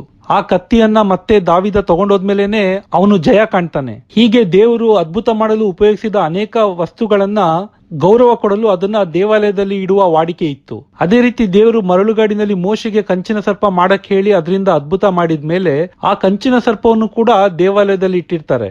ಆದ್ರೆ ಕಾಲಕ್ರಮೇಣ ಇಸ್ರಾಯೇಲರು ಈ ಕಂಚಿನ ಸರ್ಪವನ್ನು ದೇವಾಲಯದಿಂದ ತಗೊಂಡೋಗ್ಬಿಟ್ಟು ಅನ್ಯ ಜನರ ಆರಾಧನಾ ಸ್ಥಳಗಳಲ್ಲಿ ಇಟ್ಕೊಂಡ್ಬಿಟ್ಟು ಅದನ್ನ ಆರಾಧನೆ ಮಾಡ್ತಿರ್ತಾರೆ. ಅದಕ್ಕೇನೆ ದೇವರು ಕೋಪ ಮಾಡ್ಕೊಂಡು ಅರಸ ಹಿಜ್ಕೀಯನ ಕೈಯಿಂದ ಅದನ್ನ ಚೂರ್ ಮಾಡಾಕ್ಸ್ತಾರೆ. ಇಲ್ಲಿ ನಾವು ತಿಳ್ಕೊಬೇಕಾಗಿದ್ದ ಒಂದು ವಿಷಯ ಏನಂದ್ರೆ, ಹಿಜ್ಕೀಯನು ಈ ರೀತಿ ಈ ಒಂದು ಕಂಚಿನ ಸರ್ಪವನ್ನ ಚೂರ್ ಮಾಡಿದ್ದು ಕ್ರಿಸ್ತಪೂರ್ವ 8ನೇ ಶತಮಾನದಲ್ಲಿ. ಹೀಗೆ ಹೆಚ್ಚು ಕಡಿಮೆ 700ರಿಂದ 800 ವರ್ಷಗಳ ತನಕ ಈ ಒಂದು ಕಂಚಿನ ಸರ್ಪದ ಪ್ರತಿಮೆಯನ್ನ ಯಾರು ಕೂಡ ಆರಾಧನೆ ಮಾಡ್ತಿರ್ಲಿಲ್ಲ. ಹಾಗಾಗಿ ದೇವರು ಅದನ್ನ ಹಾಗೆ ಬಿಟ್ಟಿದ್ರು. ಆದ್ರೆ ಯಾವಾಗ ಅದನ್ನ ಆರಾಧನೆ ಮಾಡಕ್ ಸ್ಟಾರ್ಟ್ ಮಾಡಿರೋ ಅವಾಗ ಅರಸ ಹಿಜ್ಕೀಯನ ಮುಖಾಂತರ ಅದನ್ನ ನಾಶ ಮಾಡಿದ್ರು. ನೋಡಿ, ಈ ವಾಕ್ಯದಲ್ಲೇ ನಾವು ಇನ್ನೂ ಚೆನ್ನಾಗಿ ಅರ್ಥ ಮಾಡ್ಕೋಬಹುದು. ಸ್ಮಾರಕ ಪ್ರತಿಮೆಯಾಗಿದ್ರೆ ದೇವ್ರಿಗೆ ಏನೂ ತೊಂದರೆ ಇಲ್ಲ. ಆದ್ರೆ ಯಾವಾಗ ಅದನ್ನ ಆರಾಧನೆ ಮಾಡ್ತಾರೆ ಅವಾಗ ಅದೊಂದು ವಿಗ್ರಹ ಆಗ್ಬಿಡುತ್ತೆ. ಅದನ್ನೇ ನಾವು ಆ ವಾಕ್ಯದಲ್ಲಿ ಸ್ಪಷ್ಟವಾಗಿ ನೋಡ್ಬೋದು.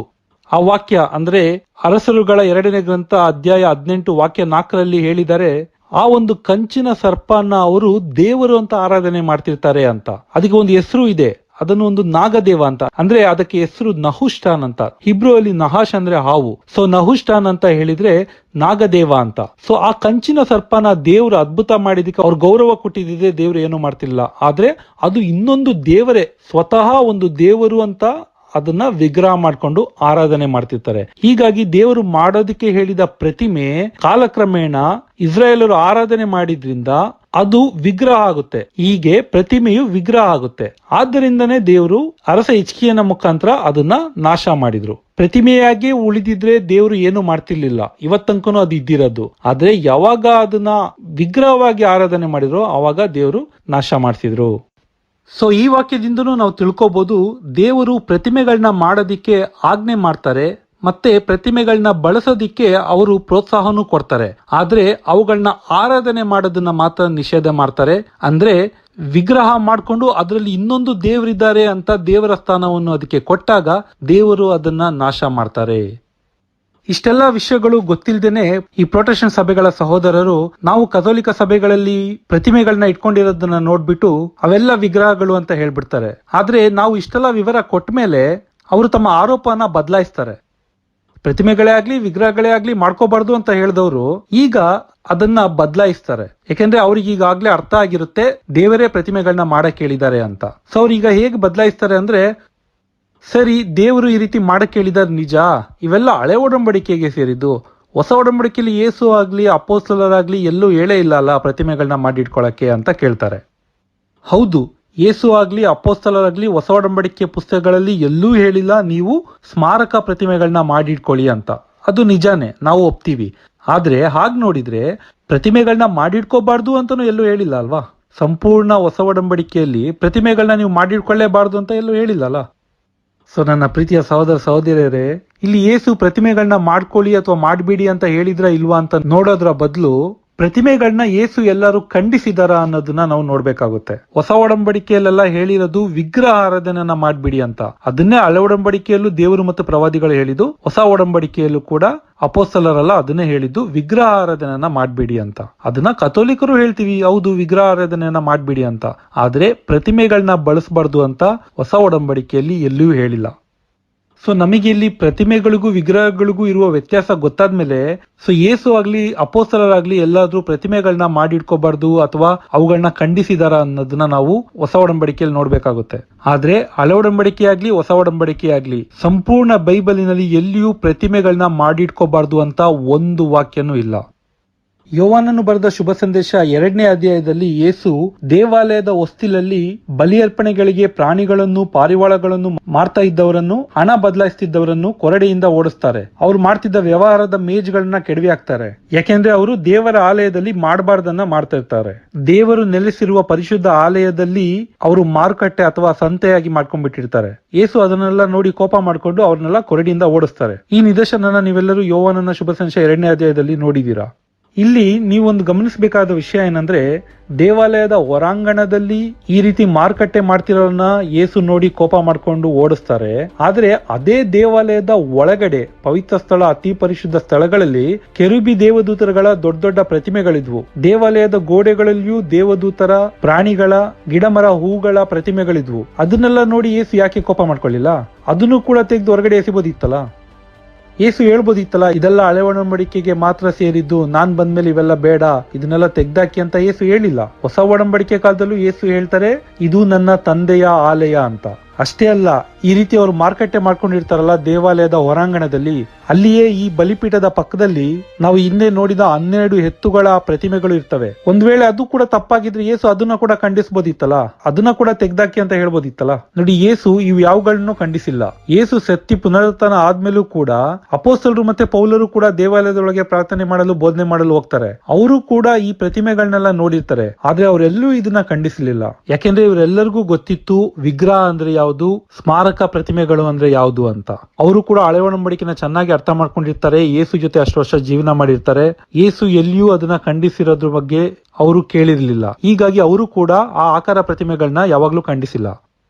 ನೋಡಿ, ಇದರಿಂದ ನಾವು ತಿಳ್ಕೊಬಹುದು, ಪಿತದೇವರು ಎಲ್ಲಿಯೂ ಕೂಡ ಪ್ರತಿಮೆಗಳನ್ನ ಖಂಡಿಸಿಲ್ಲ. ಪವಿತ್ರಾತ್ಮ ದೇವರು ದಾವಿದನಿಗೆ ದೇವಾಲಯದ ಆ ಒಂದು ನಕ್ಷೆಯನ್ನ ಸಿದ್ಧ ಮಾಡ್ಬೇಕಾದ್ರೂ ಕೂಡ ಪವಿತ್ರಾತ್ಮರು ಅವನಿಗೆ ಪ್ರೇರಣೆ ಮಾಡಿ ಅದನ್ನ ಸಿದ್ಧ ಮಾಡಿರ್ತಾರೆ. ಹೀಗಾಗಿ ಪವಿತ್ರಾತ್ಮರೇ ದಾವಿದನ ಪ್ರೇರಣೆ ಮಾಡಿಬಿಟ್ಟು ದೇವಾಲಯ ಹೇಗಿರ್ಬೇಕು, ಎಲ್ಲೆಲ್ಲಿ ಪ್ರತಿಮೆಗಳು ಇಡಬೇಕು ಅಂತ ಅವನಿಗೆ ತಿಳಿಸ್ಕೊಟ್ಟಿರ್ತಾರೆ. ಹೊಸ ಒಡಂಬಡಿಕೆ ಕಾಲದಲ್ಲಿ ಯೇಸು ಬಂದ್ಮೇಲೂ ಕೂಡ ಪ್ರತಿಮೆಗಳನ್ನ ಖಂಡಿಸ್ಲಿಲ್ಲ. ಅಪೋಸ್ತಲರು, ಪೌಲರು ಯಾರೂ ಕೂಡ ಖಂಡಿಸ್ಲಿಲ್ಲ. ಯಾಕೆಂದ್ರೆ ಇವರೆಲ್ಲರಿಗೂ ಗೊತ್ತು ವಿಗ್ರಹಗಳು ಅಂದ್ರೆ ಯಾವುದು, ಸ್ಮಾರಕ ಪ್ರತಿಮೆಗಳು ಅಂದ್ರೆ ಯಾವುದು ಅಂತ. ಸೊ ಪಿತಾ, ಸುತ್ತ, ಪವಿತ್ರಾತ್ಮ ದೇವರಿಗೂ, ಅಪೋಸ್ತಲರಿಗೂ, ಪೌಲರಿಗೂ, ಆದಿಕ್ರೈಸ್ತರು ಎಲ್ಲರಿಗೂ ಗೊತ್ತು ವಿಗ್ರಹಗಳು ಯಾವುದು, ಪ್ರತಿಮೆಗಳು ಯಾವುದು ಅಂತ. ಆದ್ರೆ ನಮಗೆ ಬೈಬಲ್ನ ಎಲ್ಲಾ ಸತ್ಯಗಳು ಗೊತ್ತಿದೆ ಅಂತ ಕೊಚ್ಕೊಳ್ಳುವ ಪ್ರೊಟೆಸ್ಟೆಂಟರಿಗೆ ಈ ವ್ಯತ್ಯಾಸ ಇನ್ನೂ ಗೊತ್ತಾಗ್ಲಿಲ್ಲ. ಇನ್ನು ಕೆಲವರಿಗೆ ಒಂದು ಪ್ರಶ್ನೆ ಇದೆ, ಈ ಆದಿ ಕ್ರೈಸ್ತರು ಆದಿ ಸಭೆಗಳಲ್ಲಿ ಈಗ ನಾವು ಬಳಸ್ತಿರುವ ಹಾಗೆ ಪ್ರತಿಮೆಗಳನ್ನ ಬಳಸಿದಾರಾ ಇಲ್ವಾ ಅಂತ. ಅದಕ್ಕೆ ನಾವು ಮೊದಲು ಆದಿ ಕ್ರೈಸ್ತರ ಸಭೆಗಳ ಸನ್ನಿವೇಶನ ಅರ್ಥ ಮಾಡ್ಕೋಬೇಕು. ಆದಿ ಸಭೆಯ ವಿಶ್ವಾಸಿಗಳನ್ನ ಯಹೂದ್ಯರು ಖಂಡಿಸಿದ್ರು. ಎಲ್ಲದಕ್ಕೂ ಮಿಗಿಲಾಗಿ ಆಗ ಆಳ್ವಿಕೆ ಮಾಡ್ತಿದ್ದ ರೋಮನ್ ಸಾಮ್ರಾಜ್ಯವು ಕ್ರೈಸ್ತರನ್ನ ಖಂಡಿಸಿ ಹಿಂಸಿಸುತ್ತಿತ್ತು. ಕ್ರೈಸ್ತರನ್ನು ಎಲ್ಲಿ ನೋಡಿದ್ರು ಅವರನ್ನ ಹಿಂಸಿಸಿ ಕೊಲ್ಲುತ್ತಿದ್ರು. ಅದರಲ್ಲೂ ಕೆಲವರು ನೀರೋ ಸೀಸನ್ ಅಂತ ಕ್ರೂರ ಚಕ್ರವರ್ತಿಗಳು ಕ್ರೈಸ್ತರನ್ನ ಬಹು ಕಟುವಾಗಿ ಹಿಂಸಿಸಿ ಕೊಲ್ಲುತ್ತಿದ್ರು. ಆಟದ ಮೈದಾನಗಳಲ್ಲಿ ಅವರನ್ನ ಒಟ್ಟಾಗಿ ಸೇರಿಸಿ ಸಿಂಹಗಳನ್ನ ಬಿಡ್ತಾ ಇದ್ರು. ಆ ಸಿಂಹಗಳು ಅವರನ್ನ ಬೇಟೆಯಾಡಿ ತಿನ್ನುವುದನ್ನ ಇವರು ನೋಡಿ ಮನರಂಜಿಸಿಕೊಳ್ತಿದ್ರು. ಕಂಬಗಳಿಗೆ ವಿಶ್ವಾಸಿಗಳನ್ನ ಕಟ್ಬಿಟ್ಟು ಅವ್ರ ಮೇಲೆ ಎಣ್ಣೆ ಸುರಿದು ಬೆಂಕಿ ಹಚ್ಚಿ ಬೀದಿ ದೀಪಗಳಂತೆ ಉಪಯೋಗಿಸ್ತಿದ್ರು. ಹೀಗಾಗಿ ಆದಿ ಕ್ರೈಸ್ತರು ಯಾರಿಗೂ ತಾವು ಕ್ರೈಸ್ತರಂತ ಹೇಳ್ಕೊಳ್ತಿರ್ಲಿಲ್ಲ. ಯಾಕೆಂದ್ರೆ ಹೇಳ್ಕೊಂಡ್ರೆ ಅವಾಗ ಅವರಿಗೆ ಹಿಂಸೆ ಕೊಡ್ತಾ ಇದ್ರು. ಹೀಗಾಗಿ ಅವರು ಕದ್ದು ಮುಚ್ಚಿ ಗುಹೆಗಳಲ್ಲಿ ಸಭೆ ಸೇರ್ತಾ ಇದ್ರು, ಬಲಿಪೂಜೆ ಅರ್ಪಿಸ್ತಿದ್ರು. ಈ ರೀತಿ ಕದ್ದು ಮುಚ್ಚಿ ಮಾಡ್ಕೊಂಡ ಗುಹೆಗಳ ಗೋಡೆಗಳಲ್ಲಿ ದೇವರ, ದೇವದೂತರುಗಳ, ಸಂತರುಗಳ ಸ್ಮಾರಕ ಚಿತ್ರಗಳನ್ನ ಬಿಡಿಸಿರೋದನ್ನ ಇವಾಗ್ಲೂ ನೋಡ್ಬೋದು. ಆ ಸಭೆಗಳಲ್ಲಿ ಬಲಿಪೂಜೆಗಳನ್ನು ಮಾಡಿದ್ದಕ್ಕಾಗಿ ಸಾಕ್ಷಿಯಾಗಿ ಬಲಿಪೀಠಗಳಿರೋದನ್ನ ನಾವು ನೋಡ್ಬೋದು. ಚಿಕ್ಕ ಮಕ್ಕಳಿಗೆ ಸ್ನಾನ ದೀಕ್ಷೆ ಕೊಡ್ತಾ ಇದ್ದ ನೀರಿನ ಬೇಸಿನ್ಗಳನ್ನ ಈಗಲೂ ನೋಡ್ಬೋದು. ಆಗಿನ ಕ್ರೈಸ್ತರು ಒಬ್ರಿಗೊಬ್ರು ತಾವು ಕ್ರೈಸ್ತರಂತ ಗುರುತು ಮಾಡ್ಕೊಳಕ್ಕೆ ಮತ್ತು ಯಾವ ಗುಹೆಯಲ್ಲಿ ಅಥವಾ ಯಾವ ಮನೆಯಲ್ಲಿ ಸಭೆ ಸೇರ್ತಾರೆ ಅಂತ ತಿಳಿಸೋದಿಕ್ಕೆ ಮೀನಿನ ರೀತಿಯ ಚಿತ್ರಗಳನ್ನ ಬಳಸ್ತಾ ಇದ್ರು. ಇದು ರೋಮನರಿಗೆ ಗೊತ್ತಾಗಬಾರ್ದೆಂದು ಸಭೆಗಳಲ್ಲಿ ಬಳಸುತ್ತಿದ್ದ ಸ್ಮಾರಕ ಚಿಹ್ನೆಗಳು. ಇದು ಪುನರುತ್ಥಾನವಾದ ಯೇಸುವನ್ನ ಸೂಚಿಸುತ್ತಿತ್ತು. ಅದಕ್ಕೆ ಇಕ್ತುಸ್ ಎಂದು ಹೆಸರು. ಸಂತ ಲೂಕರು ಇದಾರಲ್ಲ, ಅವರು ಪೌಲರ ಸಹಚರರು, ಸಭಾ ಚರಿತ್ರೆಗಾರರು, ಇತಿಹಾಸಗಾರರು, ನೇರ ಸಂದರ್ಶಕರು, ವೈದ್ಯರು ಹಾಗೂ ಒಬ್ಬ ಕಲೆಗಾರರು ಆಗಿದ್ರು. ಅವರು ತಮ್ಮ ಶುಭ ಸಂದೇಶನ ಬರೆಯೋದಿಕ್ಕೆ ಜನರ ಹತ್ರ ನೇರ ಸಂದರ್ಶನ ಮಾಡಿ ಅವರಿಂದ ವಿಷಯಗಳನ್ನ ತಿಳ್ಕೊಂಡು ಬರೆದಿದ್ದಾರೆ. ಹೀಗಾಗಿನೇ ಅವರು ಇತರ ಶುಭ ಸಂದೇಶ ಲೇಖಕರಿಗಿಂತ ಮಾತೆ ಮರಿಯಮ್ಮನವರ ಬಗ್ಗೆ ಹೆಚ್ಚು ಮಾಹಿತಿಗಳನ್ನ ಕೊಟ್ಟಿದ್ದಾರೆ. ಅವರು ಒಂದು ಕಲೆಗಾರರು ಆಗಿರೋದ್ರಿಂದ ಮಾತೆ ಮರಿಯಳ ಒಂದು ಚಿತ್ರನ ಅವರು ಬಿಡಿಸಿರೋದು ಇವತ್ತಿಗೂ ನಮ್ಮ ಮಧ್ಯದಲ್ಲಿ ಇದೆ. ಸೊ ಹೀಗಾಗಿ ಆದಿ ಕ್ರೈಸ್ತರು ಸ್ಮಾರಕ ಚಿತ್ರಗಳನ್ನ, ಪ್ರತಿಮೆಗಳನ್ನ ಬಳಸ್ತಿದ್ದನ್ನ ನಾವು ತಿಳ್ಕೋಬಹುದು. ಮತ್ತೆ ಸಭೆ ಪ್ರಾರಂಭವಾದ ಮೊದಲನೇ ಶತಮಾನದಿಂದ ಕ್ರೈಸ್ತರನ್ನು ಹಿಂಸಿಸಿ ಕೊಲ್ಲುತ್ತಿದ್ದ ರೋಮ್ ಸಾಮ್ರಾಜ್ಯದಲ್ಲಿ ಕಾಲಕ್ರಮೇಣ 4ನೇ ಶತಮಾನದಲ್ಲಿ ದೇವರು ಅವರಿಗೆ ಮಾಡಿದ ಒಂದು ದೊಡ್ಡ ಅದ್ಭುತದಿಂದ ರೋಮ್ ಸಾಮ್ರಾಜ್ಯದ ಎಲ್ಲಾ ಪ್ರಜೆಗಳನ್ನ ಒಂದೇ ಬಾರಿಗೆ ಕ್ರೈಸ್ತರಾಗುವಂತೆ ಮಾಡ್ತಾರೆ. ಅಂದಿನಿಂದ ಅವರು ಎಲ್ಲಾ ದೇವರುಗಳನ್ನ ತ್ಯಜಿಸಿ ಯೇಸುವನ್ನ ಆರಾಧಿಸಿ ಹಿಂಬಾಲಿಸ್ತಾರೆ.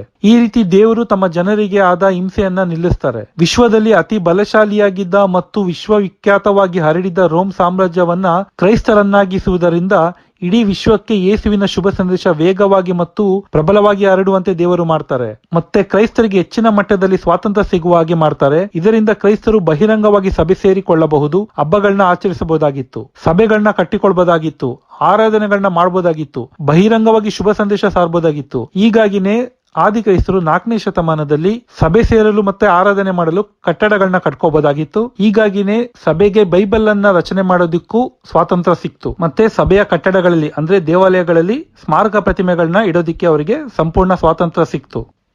ಈ ರೀತಿ ಅವರು ಸಭೆ ಸೇರಲು, ಆರಾಧನೆ ಮಾಡಲು ಕಟ್ಟಡ ಕಟ್ಕೊಂಡಿದ್ಮೇಲೆ ಸ್ಮಾರಕ ಪ್ರತಿಮೆಗಳನ್ನ ಬಳಸೋದಿಕ್ಕೆ ಅವರಿಗೆ ಅನುಕೂಲವಾಯಿತು.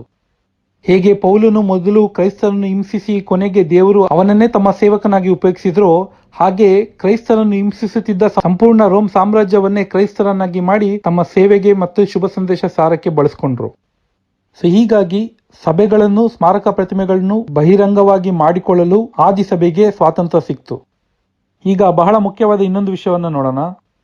ಕಥೋಲಿಕರು ಬಳಸುವ ಸ್ಮಾರಕ ಪ್ರತಿಮೆಗಳನ್ನ ಈ ಪ್ರೊಟೆಸ್ಟೆಂಟ್ಗಳು ವಿಗ್ರಹಗಳು ಅಂತ ಹೇಳೋದಿಕ್ಕೆ ಇನ್ನೊಂದು ಪ್ರಮುಖ ಕಾರಣ ಇದೆ. ಅದೇನೆಂದ್ರೆ, ಅವರು ಕಥೋಲಿಕರಿಗೆ ಹೇಳ್ತಾರೆ, ಸರಿ ನೀವು ಸ್ಮಾರಕ ಪ್ರತಿಮೆಗಳನ್ನ ಇಟ್ಕೊಳ್ಳೋದಿಕ್ಕೆ ಬೈಬಲ್ ಇಂದ ವಾಕ್ಯಗಳು ತೋರಿಸ್ತೀರಾ, ಅದನ್ನ ನ್ಯಾಯಪಡಿಸ್ತೀರಾ, ಸರಿ, ಆದ್ರೆ ಅವುಗಳ ಮುಂದೆ ಯಾಕೆ ಅಡ್ಡ ಬೀಳ್ತೀರಾ, ಯಾಕೆ ಮೊಣಕಾಲಾಗ್ತೀರಾ, ಯಾಕೆ ಅದು ಕೈ ಜೋಡಿಸಿ ಪ್ರಾರ್ಥನೆ ಮಾಡ್ತೀರಾ, ಯಾಕೆ ಅದಕ್ಕೆ ಮುತ್ತಿಡ್ತೀರಾ, ಯಾಕೆ ಹೂವಿನ ಹಾರಗಳನ್ನ ಹಾಕ್ತೀರಾ, ಯಾಕೆ ಮೋಂಬತ್ತಿ ಕ್ಯಾಂಡಲ್ ದೀಪಗಳನ್ನ ಹಚ್ತೀರಾ?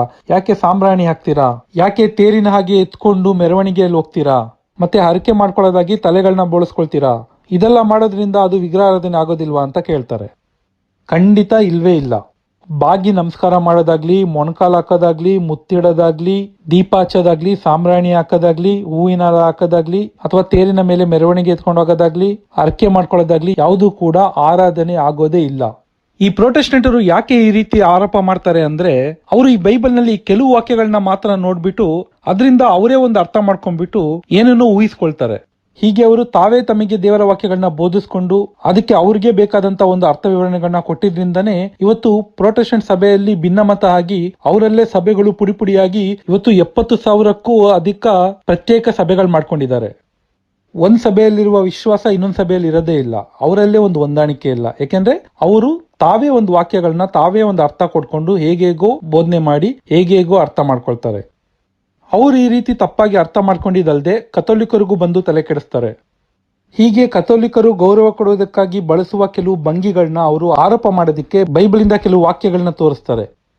ಅದು ಯಾವುದಂದ್ರೆ, ಅಪೊಸ್ತಲರ ಕೃತ್ಯ 10ನೇ ಅಧ್ಯಾಯ 25ನೇ ವಾಕ್ಯದಲ್ಲಿ ಕೊರ್ನೇಲಿಯ ಎಂಬ ಒಬ್ಬ ರೋಮನ್ ಶತಾಧಿಪತಿ ತಾನು ಒಬ್ಬ ಕ್ರೈಸ್ತನಾಗಬೇಕಂತ ಪೇತ್ರನನ್ನು ಭೇಟಿಯಾದಾಗ ಅವನಿಗೆ ಅಡ್ಡ ಬೀಳುವ ವಾಕ್ಯವನ್ನ ಹೇಳ್ತಾರೆ.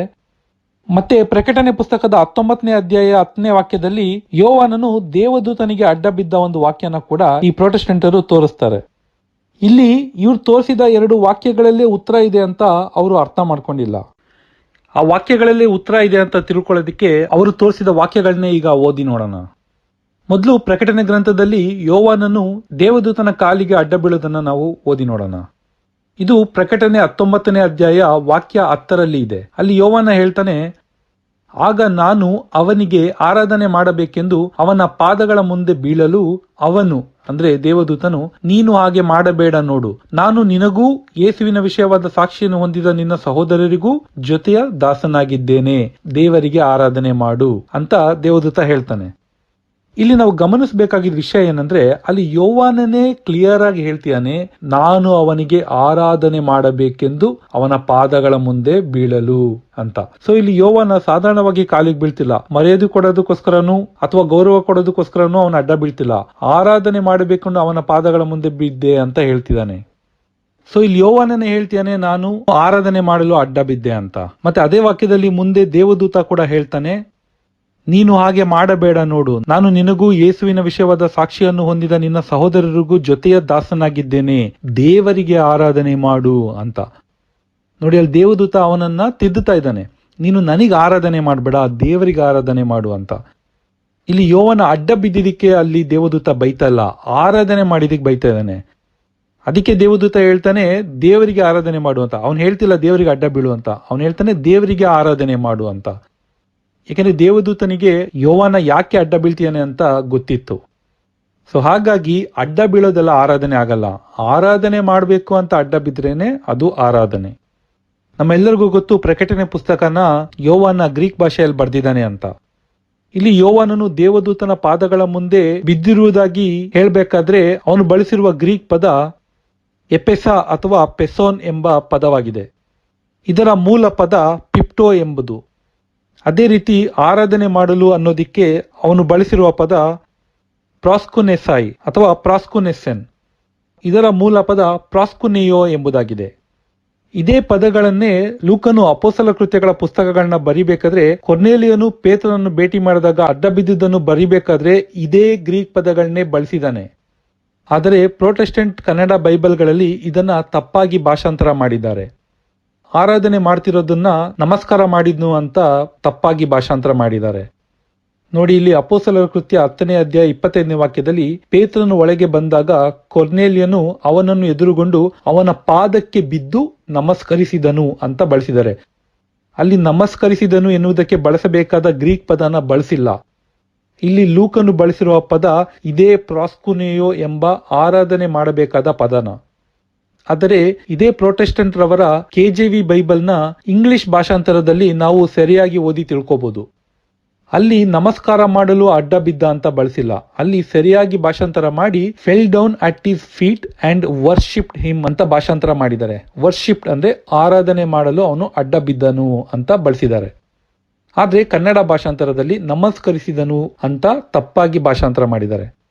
ಏನೇ ಇರಲಿ, ಗ್ರೀಕ್ ಮೂಲ ಬೈಬಲ್ನಲ್ಲಿ ಬಳಸಿರುವ ಪದ ಪ್ರೋಸ್ಕುನೆಯೋ ಎಂಬುದು ಅದರ ಅರ್ಥ ಆರಾಧನೆ ಮಾಡಲು ಎಂಬುದಾಗಿದೆ. ಯಾಕೆಂದ್ರೆ ಆರಾಧನೆ ದೇವರಿಗೆ ಮಾತ್ರ ಮಾಡಬೇಕು, ದೇವದೂತರಿಗೂ ಮಾಡಂಗಿಲ್ಲ, ಸಂತರುಗಳಿಗೂ ಮಾಡಂಗಿಲ್ಲ, ಯಾವುದೇ ಮನುಷ್ಯರುಗಳಿಗೂ ಮಾಡೋಂಗಿಲ್ಲ. ಆದ್ರೆ ಇಂಥವರಿಗೆ ನಾವು ಗೌರವಗಳನ್ನ ಕೊಡ್ಬೋದು, ಆರಾಧನೆ ದೇವರಿಗೆ ಮಾತ್ರ.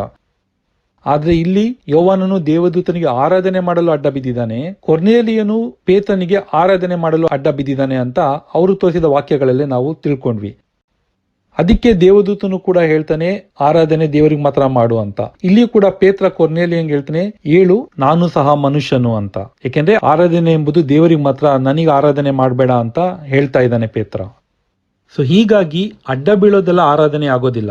ಆರಾಧನೆ ಮಾಡಬೇಕು ಅಂತ ಅಡ್ಡ ಬೀಳ್ತಾರಲ್ಲ, ಅದು ಮಾತ್ರ ತಪ್ಪು. ಗೌರವ ಕೊಡೋದಕ್ಕೋಸ್ಕರ ಅಥವಾ ಬಾಗಿ ನಮಸ್ಕರಿಸೋದೆಲ್ಲ ಆರಾಧನೆ ಆಗೋದಿಲ್ಲ ಅಂತ ಇದ್ರ ಮುಖಾಂತರ ನಾವು ತಿಳ್ಕೊಬಹುದು. ಈಗ ಒಂದು ಸರಳ ಉದಾಹರಣೆಯನ್ನ ಕೊಡ್ತೀನಿ. ಈಗ ಇಬ್ಬರು ವ್ಯಕ್ತಿಗಳು ದೇವರ ಮುಂದೆ ಆರಾಧನೆ ಮಾಡಕ್ ಬರ್ತಾರೆ ಅಂತ ಇಟ್ಕೊಳ್ಳಿ. ಅದರಲ್ಲಿ ಒಬ್ಬ ಏನ್ ಮಾಡ್ತಾನೆ, ನಿಂತ್ಕೊಂಡೇ ದೇವರಿಗೆ, ದೇವ ನೀನೇ ನನ್ನ ಸೃಷ್ಟಿಕರ್ತ, ನಿನ್ನ ಮುಂದೆ ನಾನು ಧೂಳಿಗೆ ಸಮಾನ, ನನ್ನದೆಲ್ಲವೂ ನೀನೇ, ನಾನು ನಿನ್ನ ಮುಂದೆ ಏನೂ ಅಲ್ಲ, ನಾನು ನಿನ್ನನ್ನು ಪೂರ್ಣ ಹೃದಯದಿಂದಲೂ ಪೂರ್ಣ ಶಕ್ತಿಯಿಂದಲೂ ಪೂರ್ಣ ಮನಸ್ಸಿನಿಂದಲೂ ಆರಾಧನೆ ಮಾಡ್ತೀನಿ ಅಂತ ಆರಾಧನೆ ಮಾಡ್ತಾನೆ. ಇನ್ನೊಬ್ಬ ಏನ್ ಮಾಡ್ತಾನೆ, ದೇವರ ಮುಂದೆ ಅಡ್ಡ ಬಿದ್ಬಿಟ್ಟು ದೇವರೇ ನಾನು ನಿಮ್ಮನ್ನ ಆರಾಧನೆ ಮಾಡ್ತೀನಿ ಅಂತೆಲ್ಲ ಹೇಳ್ತಾ ಮನಸ್ಸಿನಲ್ಲಿ ತನ್ನ ಕುಟುಂಬದ ವಿಷಯವಾಗಿಯೋ ಅಥವಾ ಯಾವುದೇ ಲೌಕಿಕ ವಿಷಯವಾಗಿ ಅವನು ಯೋಚನೆ ಮಾಡ್ತಾ ಇರ್ತಾನೆ ಅಂತ ತಿಳ್ಕೊಳ್ಳಿ. ಈಗ ಇವರಿಬ್ಬರಲ್ಲಿ ನಿಜವಾಗ್ಲೂ ಯಾರು ಆರಾಧನೆ ಮಾಡ್ತಾ ಇರೋದು? ಪೂರ್ಣ ಮನಸ್ಸಿನಿಂದ, ಪೂರ್ಣ ಶಕ್ತಿಯಿಂದ, ಪೂರ್ಣ ಹೃದಯದಿಂದ ಯಾರು ಆರಾಧನೆ ಮಾಡ್ತೀಯಾನೋ ಅವನೇ. ಅವನ ಅಡ್ಡ ಬೀಳ್ಲಿ, ನಿಂತ್ಕೊಂಡ್ ಮಾಡ್ಲಿ. ದೇವರು ನೋಡೋದು ಅಂತರಂಗಗಳನ್ನ, ನಮ್ಮ ಭಂಗಿಗಳನ್ನ ಅಲ್ಲ. ಆರಾಧನೆ ಮಾಡಕ್ಕೆ ಅಡ್ಡ ಬೀಳಬಹುದು, ಆದ್ರೆ ಅಡ್ಡ ಬೀಳೋದೆಲ್ಲ ಆರಾಧನೆ ಆಗೋದಿಲ್ಲ. ನಾವು ನಮ್ಮ ಪೂರ್ಣ ಮನಸ್ಸಿನಿಂದ, ಪೂರ್ಣ ಶಕ್ತಿಯಿಂದ, ಪೂರ್ಣ ಹೃದಯದಿಂದ ಆರಾಧನೆ ಮಾಡ್ತಿದೀವ ಅನ್ನೋದೇ ಮುಖ್ಯವಾಗುತ್ತೆ. ಇಂದಿನ ಕಾಲದಲ್ಲಿ ಅರಸರುಗಳ ಮುಂದೆ, ಚಕ್ರವರ್ತಿಗಳ ಮುಂದೆ ಎಲ್ಲ ಪ್ರಜೆಗಳು ಹೋಗಿ ಮೊಣಕಾಲೂರಿ ನಮಸ್ಕಾರ ಮಾಡ್ತಿದ್ರು. ಅದೆಲ್ಲ ಆರಾಧನೆ ಆಗೋದಿಲ್ಲ. ಜಪಾನಿನಲ್ಲಿ ಇವತ್ತಿಗೂ ಒಬ್ರಿಗೊಬ್ರು ನಮಸ್ಕಾರ ಮಾಡ್ಬೇಕಾದ್ರೆ ಬಾಗಿ ನಮಸ್ಕರಿಸ್ತಾರೆ. ಜಪಾನಿನಲ್ಲಿರುವ ಪ್ರೊಟೆಸ್ಟೆಂಟ್ ಪಾಸ್ಟರ್ಗಳು ಹಾಗೆ ಬಾಗಿ ನಮಸ್ಕಾರ ಮಾಡ್ತಾರೆ. ಹಾಗಂತ ಅವರು ಒಬ್ರಿಗೊಬ್ರು ಆರಾಧನೆ ಮಾಡ್ತಿದ್ದಾರೆ ಅಂತ ಅಲ್ಲ. ಯಾಕೆಂದ್ರೆ ಬಾಗಿ ನಮಸ್ಕರಿಸುವುದೆಲ್ಲ ಆರಾಧನೆ ಆಗೋದಿಲ್ಲ. ಹೀಗೆ ನಾವು ಗೌರವ ಕೊಡೋದಕ್ಕೂ, ವಂದಿಸುವುದಕ್ಕೂ, ಪ್ರಾರ್ಥಿಸುವುದಕ್ಕೂ ಬಾಗಿ ನಮಸ್ಕಾರ ಮಾಡಬಹುದು. ನಿಮಗೆ ಇನ್ನೂ ನಂಬೋಕಾಗ್ತಿಲ್ಲ ಅಂದ್ರೆ ಬೈಬಲ್ನಲ್ಲೇ ಅನೇಕ ನಿದರ್ಶನಗಳಿದೆ. ಅದನ್ನು ಕೂಡ ಈಗ ಒಂದ್ಸಲ ನೋಡ್ಕೊಂಡ್ ಬಂದ್ಬಿಡೋಣ. ವಿಮೋಚನಾ ಕಾಂಡದ 20ನೇ ಅಧ್ಯಾಯದಲ್ಲಿ ನಾವು ಈಗಾಗಲೇ ನೋಡಿದ್ವಿ, ದೇವರು ಇಸ್ರಾಯೇಲರಿಗೆ ವಿಗ್ರಹಗಳನ್ನ ಮಾಡ್ಕೊಳ್ಬಾರ್ದು, ಅವುಗಳಿಗೆ ಅಡ್ಡ ಬೀಳಬಾರ್ದು, ಸೇವೆ ಮಾಡಲೂಬಾರ್ದು ಅಂತ ಹೇಳಿದ ವಾಕ್ಯನ ನಾವು ಆವಾಗಲೇ ನೋಡಿದ್ವಿ ಅಲ್ವಾ. ಇಲ್ಲಿ ದೇವರು ಅಡ್ಡ ಬೀಳುವುದು, ಸೇವೆ ಮಾಡುವುದರ ಬಗ್ಗೆ ಹೇಳ್ತಾ ಇರೋದು ಗೌರವ ಕೊಡೋದ್ರ ಬಗ್ಗೆ ಅಲ್ಲ, ಆ ವಿಗ್ರಹಗಳಿಗೆ ಆರಾಧನೆ ಮಾಡಬೇಡಿ ಅಂತ ಹೇಳ್ತಾ ಇರೋದು. ನಾನು ಈಗಾಗಲೇ ಹೇಳ್ದಂಗೆ ಆ ವಾಕ್ಯಗಳಲ್ಲಿ ಬಳಸಿರುವ ಪದಗಳು ಶಾಖ ಮತ್ತು ಆಬಾದ್ ಎಂಬ ಹಿಬ್ರೂ ಮೂಲ ಪದಗಳು. ಇಲ್ಲಿ ಶಖ ಎಂಬ ಪದಕ್ಕೆ ಆರಾಧನೆ ಮಾಡುವುದು ಮತ್ತು ಅಡ್ಡ ಬೀಳುವುದು ಎಂಬ ಅರ್ಥವಿದೆ. ಅದೇ ರೀತಿ ಆಬಾದ್ ಎಂಬ ಪದದ ಅರ್ಥ ಸೇವೆ ಮಾಡುವುದು ಅಥವಾ ಬಲಿ ಅರ್ಪಣೆಗಳನ್ನ ಕೊಡುವುದು ಅಂತ. ಹೀಗಾಗಿ ಅಲ್ಲಿ ದೇವರು ಹೇಳ್ತಿದ್ದಾರೆ, ನೀವು ವಿಗ್ರಹಗಳಿಗೆ ಆರಾಧನೆ ಮಾಡಲು ಅಡ್ಡ ಬೀಳ್ಬೇಡಿ, ಅವುಗಳಿಗೆ ಬಲಿ ಅರ್ಪಣೆಗಳನ್ನ ಕೊಟ್ಟು ಸೇವೆ ಮಾಡಬೇಡಿ ಅಂತ. ಈ ಶಾಖ ಪದವನ್ನ ನಾವು ಸಂದರ್ಭಕ್ಕೆ ಅನುಗುಣವಾಗಿ ನಾವು ಭಾಷಾಂತರ ಮಾಡ್ಕೋಬೇಕಾಗುತ್ತೆ. ಯಾಕೆಂದ್ರೆ ನಾನು ಈಗಾಗಲೇ ಹೇಳ್ದಂಗೆ ಈ ಪದದ ಅರ್ಥ ಆರಾಧನೆ ಮಾಡೋದು ಅಂತಾನೂ ಆಗುತ್ತೆ, ಅಡ್ಡ ಬೀಳೋದು ಅಂತಾನೂ ಆಗುತ್ತೆ. ಹಾಗಾಗಿ ಸಂದರ್ಭಕ್ಕೆ ತಕ್ಕಂತೆ ಅವುಗಳನ್ನ ನಾವು ಭಾಷಾಂತರ ಮಾಡ್ಕೋಬೇಕಾಗುತ್ತೆ. ಯಾಕೆಂದ್ರೆ ಅಡ್ಡ ಬೀಳುವುದಕ್ಕೆ ಹಿಬ್ರೂ ಭಾಷೆಯಲ್ಲಿ ಇನ್ನೂ ಬೇರೆ ಪದಗಳಿವೆ. ಅವು ಖದಾದ್ ಮತ್ತು ನಫಾಲ್ ಎಂಬುದು. ಇವುಗಳನ್ನು ಬೈಬಲ್ನಲ್ಲಿ ಅನೇಕ ಕಡೆ ಬಳಸಿದ್ದಾರೆ. ವಿಮೋಚನಕಾಂಡ 20ನೇ ಅಧ್ಯಾಯದಲ್ಲಿ ದೇವರು ಬಳಸಿರುವ ಶಾಖ ಮತ್ತು ಅಬಾದ್ ಪದಗಳನ್ನ ಹಳೆಯೊಡಂಬಡಿಕೆಯಲ್ಲಿ ಅನೇಕ ಕಡೆ ಬಳಸಿದೆ, ಆದ್ರೆ ಅವುಗಳು ಆರಾಧನೆ ಮಾಡೋದಕ್ಕೋಸ್ಕರ ಆಗಿ ಬಳಸಿಲ್ಲ. ಉದಾಹರಣೆಗೆ ಆದಿಕಾಂಡ 27ನೇ ಅಧ್ಯಾಯ 29ನೇ ವಾಕ್ಯದಲ್ಲಿ ಈಸಾಕನು ಸಾಯುವುದಕ್ಕಿಂತ ಮುಂಚೆ ಯಾಕೋಬನಿಗೆ ಒಂದು ಮುಖ್ಯವಾದ ಆಶೀರ್ವಾದ ಮಾಡ್ತಾನಲ್ವಾ. ಆ ಸಂದರ್ಭದಲ್ಲಿ ಈಸಾಕನು ಯಾಕೋಬನಿಗೆ ಹೇಳ್ತಾನೆ, ಜನಗಳು ನಿನ್ನನ್ನು ಸೇವಿಸಲಿ. ನೋಡಿ, ಇಲ್ಲಿ ಕೂಡ ಆ ಆಬಾದ್ ಎಂಬ ಪದನೇ ಬಳಸಿರೋದು, ಸೇವಿಸಲಿ ಎಂಬುದು. ಅವನು ಹೇಳ್ತಾನೆ, ಜನಗಳು ನಿನ್ನನ್ನು ಸೇವಿಸಲಿ, ಜನಾಂಗಗಳು ನಿನಗೆ ಅಡ್ಡ ಬೀಳಲಿ. ನೋಡಿ, ಇಲ್ಲಿ ಅಡ್ಡ ಬೀಳಲಿ ಎಂಬುದಕ್ಕೆ ಬಳಸಿರುವ ಪದ ಶಾಖ ಎಂಬುದು. ಸೊ ಈಗ ಈ ಪದಗಳನ್ನ ಮನಸ್ಸಿನಲ್ಲಿ ಇಟ್ಕೊಂಡು ನಾವು ಓದೋಣ.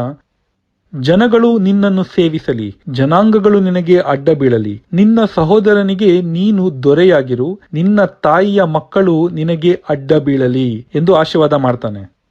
ಆದ್ರೆ ಇಲ್ಲಿ ಈಸಾಕನು ಯಾಕೋಬನಿಗೆ ಜನರು ಮತ್ತು ಅವನ ಸಹೋದರರು ಆರಾಧಿಸಲು ಅಡ್ಡ ಬೀಳಲಿ ಅಂತ ಹೇಳ್ತಾ ಇಲ್ಲ. ಅದೇ ಪದಗಳನ್ನ ಬಳಸಿದ್ರು ಕೂಡ ಆರಾಧನೆ ಮಾಡ್ಲಿ ಅಂತ ಅಡ್ಡ ಬೀಳ್ಲಿ ಅಂತ ಹೇಳ್ತಿಲ್ಲ. ಯಾಕಂದ್ರೆ ಈಸಾಕನಿಗೆ ಚೆನ್ನಾಗಿ ಗೊತ್ತು ದೇವರಿಗೆ ಮಾತ್ರ ಆರಾಧನೆ ಮಾಡಬೇಕು ಅಂತ. ಆದ್ರೆ ಅವನಿಗೆ ಗೌರವ ಕೊಡುವುದಕ್ಕಾಗಿ ಅಡ್ಡ ಬೀಳ್ಲಿ ಅಂತ ಹೇಳ್ತಿದ್ದಾನೆ. ಸೊ ಇದರಿಂದ ಗೊತ್ತಾಗುತ್ತೆ ಗೌರವ ಕೊಡುವುದಕ್ಕೂ ಅಡ್ಡ ಬೀಳೋದಕ್ಕೂ ಒಂದೇ ಪದಗಳನ್ನ ಬಳಸಿದ್ರು ಅದರಲ್ಲಿ ವಿವಿಧ ಅರ್ಥಗಳಿದೆ ಅಂತ.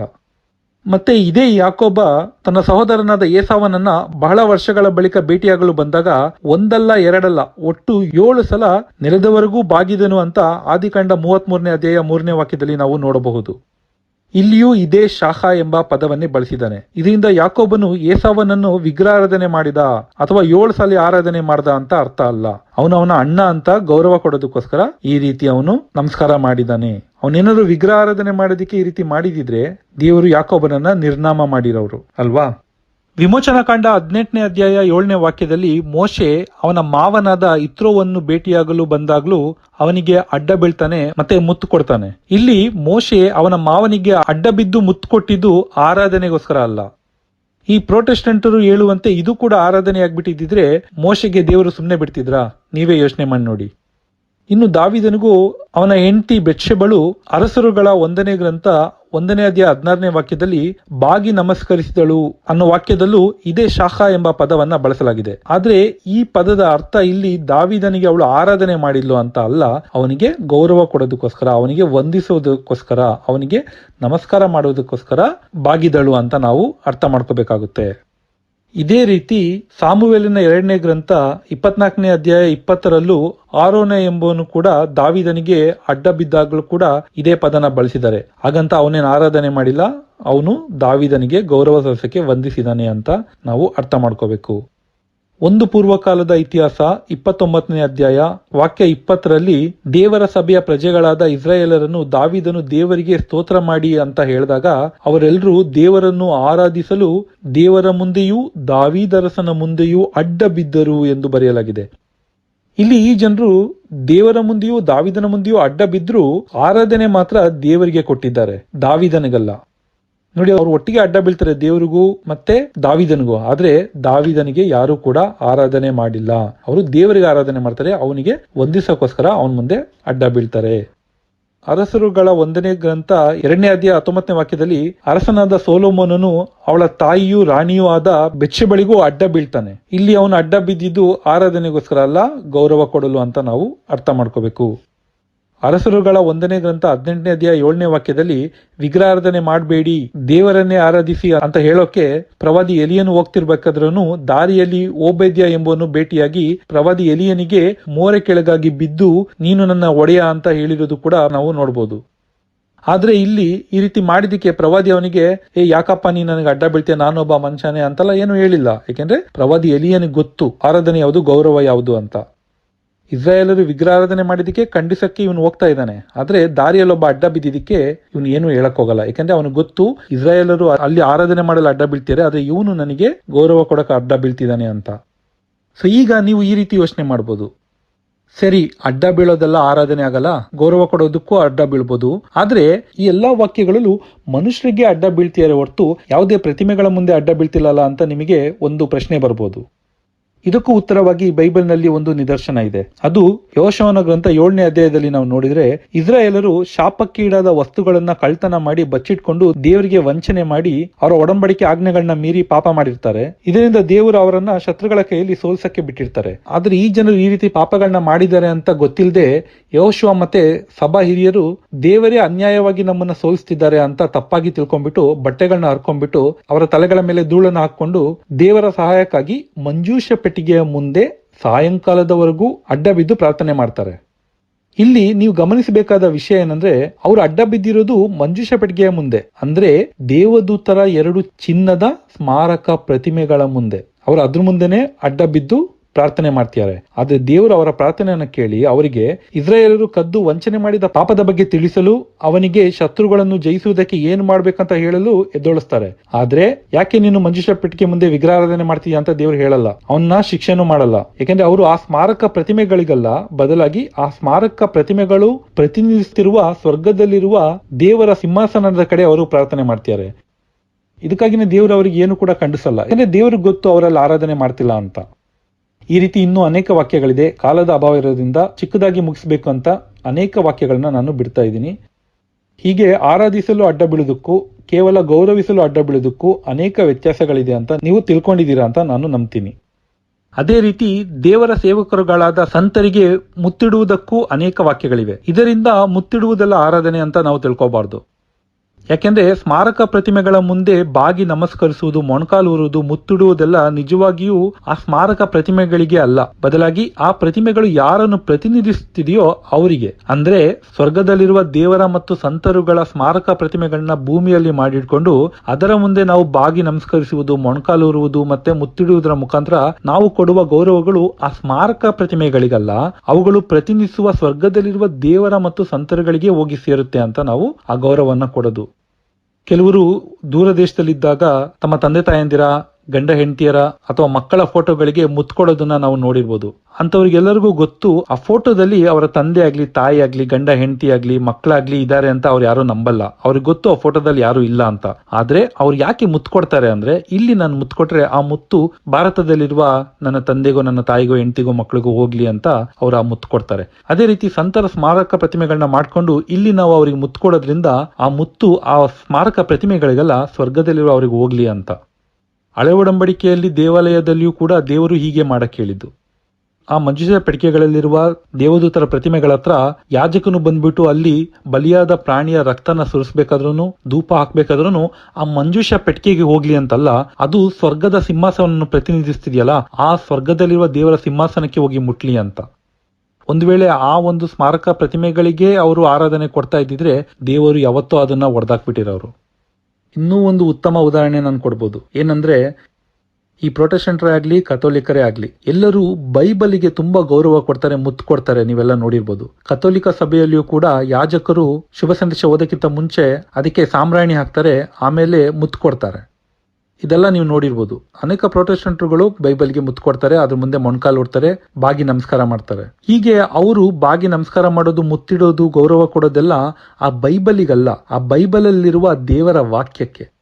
ದೇವರ ವಾಕ್ಯ ಅನ್ನೋದು ನಿತ್ಯ ನಿರಂತರ. ದೇವರ ಬಾಯಿಂದ ಬರುವ ಎಲ್ಲಾ ವಾಕ್ಯಗಳು ದೇವರ ವಾಕ್ಯಗಳೇ ಅಲ್ವಾ? ಅವುಗಳನ್ನ ನಾವು ಬರ್ದಿಟ್ಕೊಂಡಿರೋದು ಬೈಬಲ್. ಹಾಗಾಗಿ ಈ ಬೈಬಲ್ ದೇವರ ವಾಕ್ಯಗಳನ್ನ ಪ್ರತಿನಿಧಿಸುತ್ತೆ ಅಲ್ವಾ? ಈ ಬೈಬಲ್ ಕೂಡ ಒಂದು ಪ್ರತಿಮೆನೆ. ಯಾಕೆಂದ್ರೆ ಯಾವ್ದಾದ್ರು ಅನ್ಯ ಧರ್ಮದ ಕಿಡಿಗೇಡಿಗಳು ಬಂದು ಬೈಬಲ್ನ ಸುಟ್ಟಾಕಿದ್ರೆ ದೇವರ ವಾಕ್ಯ ಸುಟ್ಟೋಗಲ್ಲ. ಬೈಬಲ್ ಸುಟ್ಟೋಗುತ್ತೆ ಅಷ್ಟೇ ಬಿಟ್ರೆ ದೇವರ ವಾಕ್ಯ ಸುಟ್ಟೋಗಲ್ಲ. ಯಾಕೆಂದ್ರೆ ಬೈಬಲ್ ಅಂದ್ರೆ ಅರ್ಥನೇ ಪುಸ್ತಕ ಅಂತ. ಹೀಗಾಗಿ ಅವರು ಪುಸ್ತಕಗಳನ್ನೇ ನಾಶ ಮಾಡಬಹುದು ಹೊರತು ದೇವರ ವಾಕ್ಯಗಳನ್ನ ಯಾರು ನಾಶ ಮಾಡಕ್ಕಾಗಲ್ಲ. ಅದಕ್ಕೆ ಯೇಸು ಹೇಳ್ತಾರೆ, ಆಕಾಶ ಭೂಮಿ ಅಳಿದು ಹೋದ್ರೂ ನನ್ನ ವಾಕ್ಯಗಳು ಅಳಿದು ಹೋಗಲ್ಲ ಅಂತ. ಆದ್ರೂ ಕೂಡ ಆ ಬೈಬಲಿಗೆ ನಾವು ಗೌರವ ಕೊಡ್ತೀವಿ, ಮುತ್ತು ಕೊಡ್ತೀವಿ. ಇದರ ಅರ್ಥ ನಾವು ಕೊಡುವ ಗೌರವ ಅಥವಾ ಮುತ್ತು ಆ ಕಾಗದದಲ್ಲಿ ಮಾಡಿದ ಪುಸ್ತಕಕ್ಕೆ ಹೋಗ್ಲಿ ಅಂತ ಅಲ್ಲ, ಆ ಪುಸ್ತಕ ಪ್ರತಿನಿಧಿಸುವ ನಿಜವಾದ ದೇವರ ವಾಕ್ಯಕ್ಕೆ ಹೋಗ್ಲಿ ಅಂತ. ಅದೇ ರೀತಿನೇ ಕಥೋಲಿಕರು ಸ್ಮಾರಕ ಪ್ರತಿಮೆಗಳನ್ನ ಮಾಡಿಟ್ಕೊಳ್ಳೋದು. ನಾವು ಇಲ್ಲಿ ಅವ್ರ ಮುಂದೆ ಏನ್ ಗೌರವ ಕೊಡ್ತೀವೋ ಅದು ಆ ಪ್ರತಿಮೆಗಳಿಗಲ್ಲ, ಅದು ಯಾರನ್ನ ಪ್ರತಿನಿಧಿಸುತ್ತೋ ಸ್ವರ್ಗದಲ್ಲಿರುವ ಅವರಿಗೆ.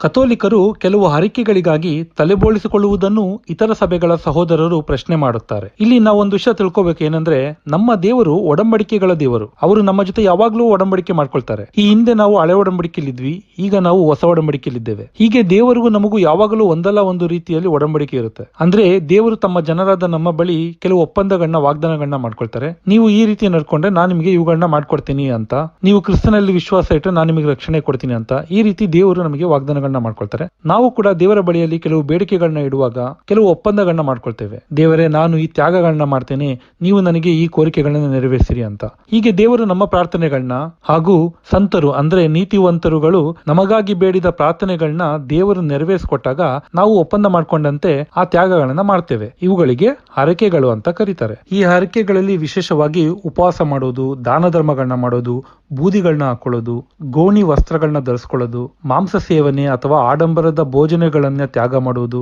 ಪಾಪ ಸ್ವಭಾವಗಳನ್ನ ತ್ಯಜಿಸೋದು, ಕನ್ಯತ್ವದ ಜೀವನೆಯನ್ನ ನಡೆಸ್ಕೊಳ್ಳೋದು, ತಲೆ ಬೋಳ್ಸ್ಕೊಳ್ಳೋದು, ಹೀಗೆ ಅನೇಕ ಹರಕೆಗಳನ್ನ ನಾವು ದೇವರು ನಮ್ಮ ಪ್ರಾರ್ಥನೆಗಳನ್ನ ನೆರವೇರಿಸಿಕೊಡ್ಬೇಕೆಂದು ನಾವು ದೇವರ ಮುಂದೆ ಮಾಡ್ತೀವಿ. ಈ ರೀತಿ ಹರಕೆಗಳನ್ನ ದೇವಜನರು ಮಾಡಿರುವುದನ್ನ ನಾವು ಬೈಬಲ್ ನಲ್ಲೂ ನೋಡಿ ತಿಳ್ಕೋಬಹುದು. ಅದರಲ್ಲಿ ವಿಶೇಷವಾಗಿ ಪ್ರವಾದಿ ಸಾಮುವೇಲನ ತಾಯಿಯಾದ ಹನ್ನಳು 1 ಸಾಮುವೇಲ 1ನೇ ಅಧ್ಯಾಯದಲ್ಲಿ ದೇವರಲ್ಲಿ ತನಗೊಂದು ಮಗು ಬೇಕೆಂದು ಬೇಡ್ಕೊಳ್ಬೇಕಾದ್ರೂ ಒಂದು ಹರಕೆ ಮಾಡ್ಕೊಳ್ತಾಳೆ. ದೇವರು ಅವಳಿಗೆ ಆ ಮಗುವನ್ನು ಒದಗಿಸಿದರೆ ಅವಳು ಆ ಮಗುವನ್ನೇ ದೇವರ ಸೇವೆಗಾಗಿ ತ್ಯಾಗ ಮಾಡ್ತೀನಿ ಅಂತ ಅರ್ಕೆ ಮಾಡ್ಕೊಳ್ತಾಳೆ. ಅದರಂತೆ ದೇವರು ಅವಳಿಗೆ ಮಗುವನ್ನು ಕೊಟ್ಟಾಗ ಅವಳು ಮಾಡಿದ ಅರ್ಕೆಯಂತೆ ಆ ಮಗುವನ್ನೇ ದೇವರ ಸೇವೆಗೋಸ್ಕರ ಒಪ್ಪಿಸ್ಕೊಟ್ಟು ತನ್ನ ಅರ್ಕೆಯನ್ನ ಅವಳು ನೆರವೇರಿಸ್ತಾಳೆ. ಹೊಸ ಒಡಂಬಡಿಕೆಯಲ್ಲೂ ದೇವಜನರು ಅರ್ಕೆ ಮಾಡ್ಕೊಂಡಿರೋದನ್ನ ನಾವು ಬೈಬಲ್ ನಲ್ಲಿ ನೋಡಬಹುದು. ಉದಾಹರಣೆಗೆ ಪೌಲನು ಕೂಡ ಕೆಂಕ್ರೆ ಎಂಬ ಪುಣ್ಯಕ್ಷೇತ್ರದಲ್ಲಿ ತನಗೆ ಅರಿಕೆ ಇದ್ದಿದ್ರಿಂದ ಹೋಗಿ ತಲೆ ಬೋಳಿಸ್ಕೊಳ್ತಾನೆ. ಇದನ್ನ ನಾವು ಅಪೊಸ್ತಲರ ಕೃತ್ಯಗಳು 18ನೇ ಅಧ್ಯಾಯ 18ನೇ ವಾಕ್ಯದಲ್ಲಿ ನಾವು ನೋಡಬಹುದು.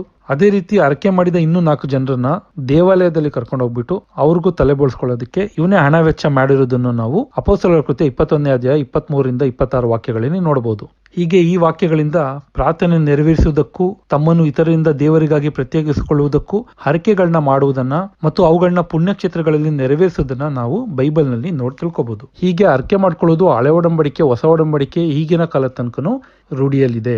ಹೇಗೆ ಮಂಜೂಷದ ಪೆಟ್ಟಿಗೆಯಲ್ಲಿದ್ದ ದೇವದೂತರುಗಳ ಚಿನ್ನದ ಸ್ಮಾರಕ ಪ್ರತಿಮೆಗಳ ಮುಂದೆ ಯೆಹೋಶುವ ಮತ್ತು ಸಭಾ ಹಿರಿಯರು ಅಡ್ಡ ಬಿದ್ದು ಪ್ರಾರ್ಥನೆ ಮಾಡುವುದು ಆರಾಧನೆ ಅಲ್ಲ ಅಂತ ನಾವು ತಿಳಿದುಕೊಂಡ್ವೋ, ಅದೇ ರೀತಿ ಇನ್ನೂ ಕೆಲವು ವಿಷಯಗಳನ್ನ ನಾವು ತಿಳಿದುಕೊಳ್ಳಬೇಕಾಗುತ್ತದೆ. ಅದೇನೆಂದ್ರೆ, ದೇವರು ತಮ್ಮನ್ನು ಆರಾಧಿಸಲೆಂದೂ ಜನರ ಮಧ್ಯೆ ಇರಲೆಂದೂ ಮಾಡಲು ಹೇಳಿದ ದೇವದರ್ಶನದ ಗುಡಾರವೇ ಆಗಲಿ ಮತ್ತು ದೇವಾಲಯವೇ ಆಗಲಿ ಅದರ ಅತಿ ಪರಿಶುದ್ಧ ಸ್ಥಳಗಳಲ್ಲಿ ಈ ಮಂಜೂಷದ ಪೆಟ್ಟಿಗೆಯನ್ನು ಇಡಲಾಗಿತ್ತು ಅಲ್ವಾ. ಅಲ್ಲಿ ಯಾಕೆ ಆ 2 ಚಿನ್ನದ ದೇವದೂತರುಗಳ ಪ್ರತಿಮೆಗಳನ್ನ ಮಾಡಲು ಹೇಳ್ಬಿಟ್ಟು ಅದರ ಮಧ್ಯೆನೇ ದೇವರು ಬಂದು ಇದ್ದು ಮಾತಾಡ್ತೀನಿ ಅಂತ ಯಾಕೆ ಹೇಳಿದ್ದಾರೆ ಅಂದ್ರೆ, ಅದು ಸ್ವರ್ಗವನ್ನ ಪ್ರತಿನಿಧಿಸ್ತಾ ಇತ್ತು. ಯಾಕೆಂದ್ರೆ ದೇವರು ಸ್ವರ್ಗವೆಂಬ ಅತಿ ಪರಿಶುದ್ಧ ಸ್ಥಳದಲ್ಲಿ ಹೀಗೆಯೇ ದೇವದೂತರುಗಳ ಮಧ್ಯೆ ಇರ್ತಾರೆ. ಅದಕ್ಕಾಗಿನೇ ಬೈಬಲ್ ಅಲ್ಲಿ ದೇವರಿಗೆ ಸೇನೆಗಳ ದೇವರು ಅಂತಾರೆ. ಯಾಕೆಂದ್ರೆ ಅವರ ಪಕ್ಕ ಯಾವಾಗ್ಲೂ ದೇವದೂತರ ಒಂದು ಸೇನೆನೇ ಇರುತ್ತೆ. ಅದನ್ನೇ ಸ್ಮಾರಕವಾಗಿ ಈ ಲೋಕದಲ್ಲಿ ಪ್ರತಿನಿಧಿಸಲು ಹೀಗೆ ದೇವರು ಮಾಡಲು ಹೇಳ್ತಾರೆ. ಮತ್ತೆ ಅದನ್ನ ಅತಿ ಪರಿಶುದ್ಧ ಸ್ಥಳ ಅಂತ ಕರೀತಾರೆ. ಮತ್ತೆ ಅದರ ನಂತರದ ಸ್ಥಳನ ಪರಿಶುದ್ಧ ಸ್ಥಳ ಅಂತ ಕರೀತಾರೆ. ಅದು ಆಕಾಶನ ಪ್ರತಿನಿಧಿಸುತ್ತೆ. ಅದಕ್ಕಾಗಿ ಅಲ್ಲಿ 7 ದೀಪಗಳಿದ್ದ ದೀಪಸ್ತಂಭ ಇಡಲು ಹೇಳಿರ್ತಾರೆ. ರಾತ್ರಿ ಆದಾಗ ಅಥವಾ ಮುಂಜಾನೆಯಲ್ಲಿ ಆಕಾಶದಲ್ಲಿ 7 ಪ್ರಮುಖ ನಕ್ಷತ್ರಗಳು ಪ್ರಜ್ವಲವಾಗಿ ಕಾಣುತ್ತೆ. ಅದನ್ನ ಸೂಚಿಸುವುದಕ್ಕೋಸ್ಕರನೇ ಈ 7 ದೀಪಗಳಿದ್ದ ದೀಪಸ್ತಂಭನ ದೇವರು ಮಾಡಕ್ಕೆ ಹೇಳ್ತಾರೆ. ಹೀಗೆ ಆಕಾಶವನ್ನು ಸೂಚಿಸುವ ಈ ಪರಿಶುದ್ಧ ಸ್ಥಳ ಇದೆಯಲ್ಲ, ಇದು ಅತಿ ಪರಿಶುದ್ಧ ಸ್ಥಳಕ್ಕೂ ಜನಾಂಗಣಕ್ಕೂ ಮಧ್ಯೆ ಇರೋದ್ರಿಂದ, ಅಂದ್ರೆ ಜನರಿಗೂ ದೇವರಿಗೂ ಮಧ್ಯೆ ಇರುವುದಾಗಿ ಸೂಚನೆ ಕೊಡ್ತಾ ಇರೋದ್ರಿಂದ ಇಲ್ಲಿಯೇ ಜನರ ಪರವಾಗಿ ದೇವರಿಗೆ ಬಲಿ ಅರ್ಪಿಸಬೇಕಾಗಿರುತ್ತದೆ. ಇಲ್ಲಿರುವ ಪರದೆಯು ಆಕಾಶವನ್ನೇ ಸೂಚಿಸುತ್ತೆ. ಮತ್ತೆ 3ನೇ ಭಾಗದಲ್ಲಿರುವ ಜನಾಂಗಣವು ಈ ಭೂಮಿಯನ್ನು ಸೂಚಿಸುತ್ತಿತ್ತು. ಅದಕ್ಕೋಸ್ಕರನೇ ಈ ಜನಾಂಗಣದ ಗೋಡೆಗಳ ಮೇಲೂ ಬಾಗಿಲುಗಳ ಮೇಲೂ ಪ್ರಾಣಿಗಳ, ಮರಗಿಡ, ಹೂಗಳ ಕೆತ್ತನೆಯ ಸ್ಮಾರಕ ಚಿತ್ರಗಳಿದ್ವು.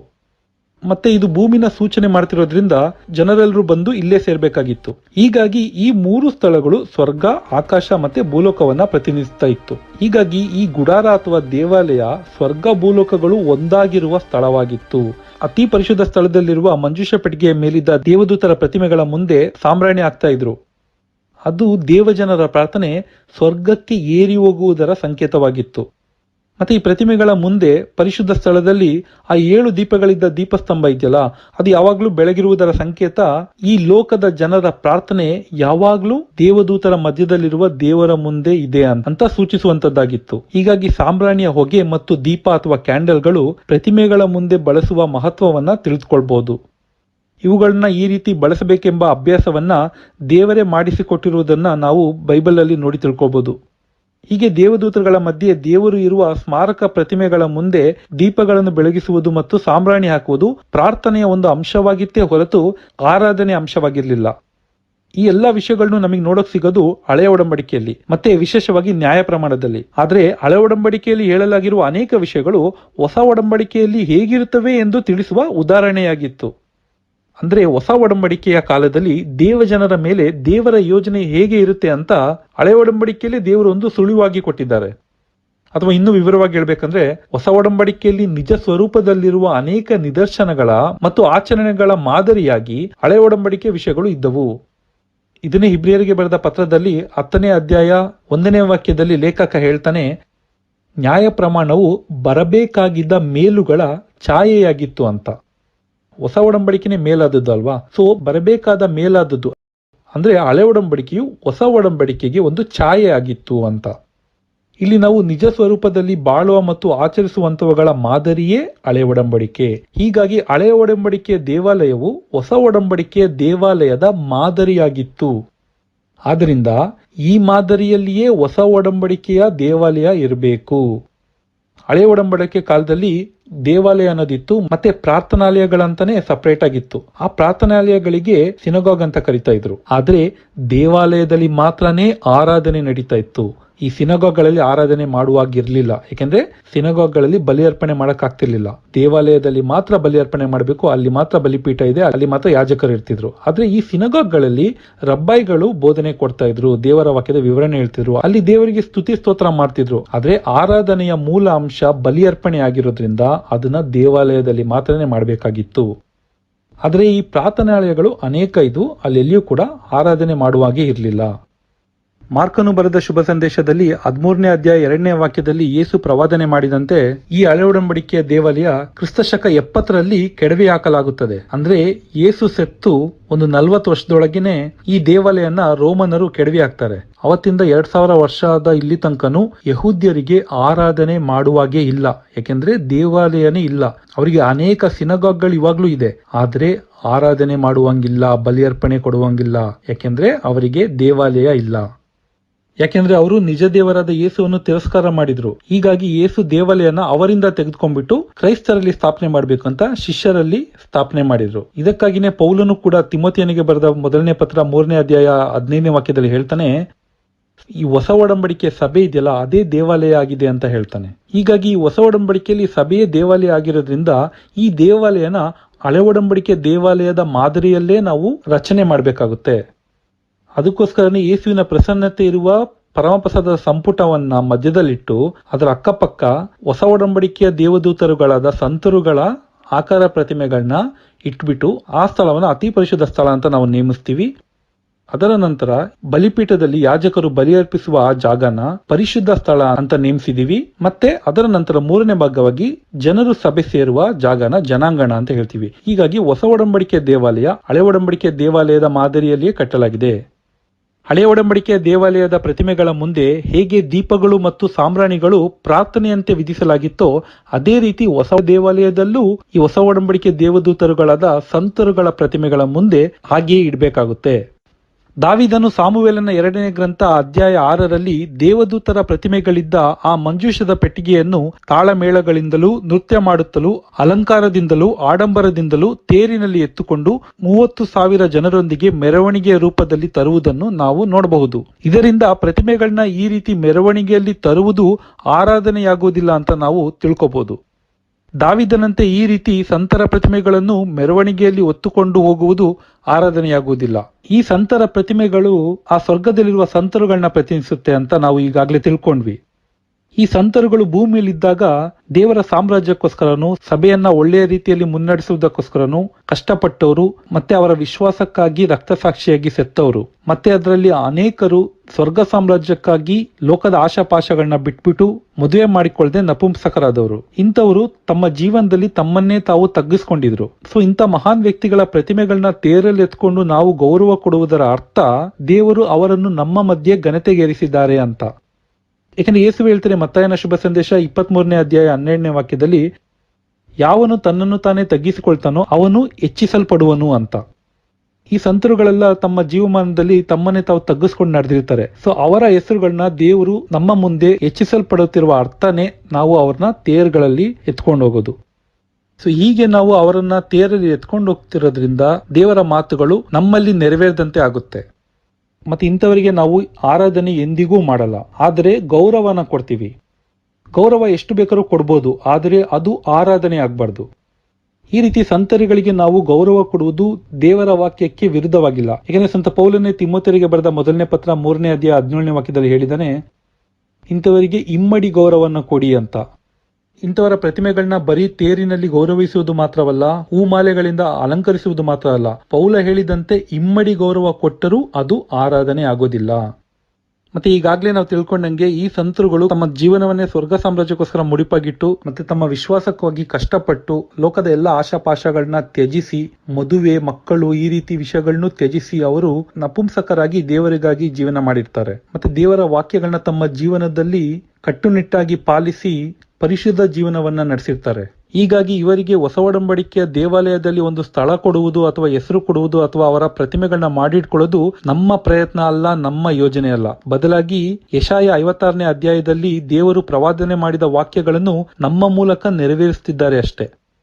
ನೀವು ಯೆಶಾಯನ ಗ್ರಂಥದ 56ನೇ ಅಧ್ಯಾಯದ ಆರಂಭದ ವಾಕ್ಯಗಳನ್ನ ನೋಡಿದ್ರೆ ಕಥೋಲಿಕ ಸಭೆಯ ದೇವಾಲಯದ ರಚನೆ ದೇವರ ಯೋಜನೆಯಿಂದನೇ ಆಗಿದೆ ಅಂತ ನಿಮಗೆ ಅರ್ಥ ಆಗುತ್ತೆ. ಯಾಕೆಂದ್ರೆ ಅಲ್ಲಿ ದೇವರೇ ಹೇಳಿದರೆ ಇಂಥವರನ್ನ ಬೇರೆಯವರಿಗಿಂತ ಉತ್ತಮವಾದ ಸ್ಥಳದಲ್ಲಿರಿಸಿ ಗೌರವವನ್ನು ಕೊಡಲು ದೇವರ ಆಲಯದಲ್ಲಿ ಅವರಿಗಾಗಿ ಪ್ರತ್ಯೇಕ ಸ್ಥಾನ ಕೊಡ್ತೀನಿ, ಅವರ ಬಲಿಯರ್ಪಣೆಗಳನ್ನ ಸ್ವೀಕರಿಸ್ತೀನಿ, ಅವರ ಪ್ರಾರ್ಥನೆಗಳನ್ನ ಸಂತೋಷವಾಗಿ ಅಂಗೀಕರಿಸ್ತೀನಿ ಅಂತ ದೇವರೇ ಯೆಶಾಯನ ಗ್ರಂಥ 56ನೇ ಅಧ್ಯಾಯದಲ್ಲಿ ಪ್ರವಾದನೆ ಮಾಡಿದ್ದಾರೆ. ಪ್ರೀತಿಯ ಸಹೋದರ ಸಹೋದರಿಯರೇ, ಹೀಗೆ ನಾವು ವಿಗ್ರಹಗಳಿಗೂ ಸ್ಮಾರಕ ಪ್ರತಿಮೆಗಳಿಗೂ ಆರಾಧನೆ ಮಾಡುವುದಕ್ಕೂ ಗೌರವ ಕೊಡುವುದಕ್ಕೂ ವ್ಯತ್ಯಾಸಗಳನ್ನ ದೇವರ ವಾಕ್ಯದಿಂದನೇ ತಿಳಿದುಕೊಂಡ್ವಿ. ಮತ್ತೆ ಬಾಗಿ ನಮಸ್ಕರಿಸುವುದು, ಕೈ ಜೋಡಿಸುವುದು, ಮೊಣಕಾಲು ಹೊರುವುದು, ಮುತ್ತಿಡುವುದು, ದೀಪ ಕ್ಯಾಂಡಲ್ಗಳನ್ನ ಬೆಳಗುವುದು, ಸಾಂಬ್ರಾಣಿ ಹಾಕುವುದು, ಮೆರವಣಿಗೆ ತೇರುಗಳಲ್ಲಿ ಗೌರವ ಕೊಡುವುದು, ಇವೆಲ್ಲ ದೇವರ ವಾಕ್ಯದ ಪ್ರಕಾರ, ದೇವರ ಯೋಜನೆ ಪ್ರಕಾರ ಆರಾಧನೆ ಆಗುವುದಿಲ್ಲ.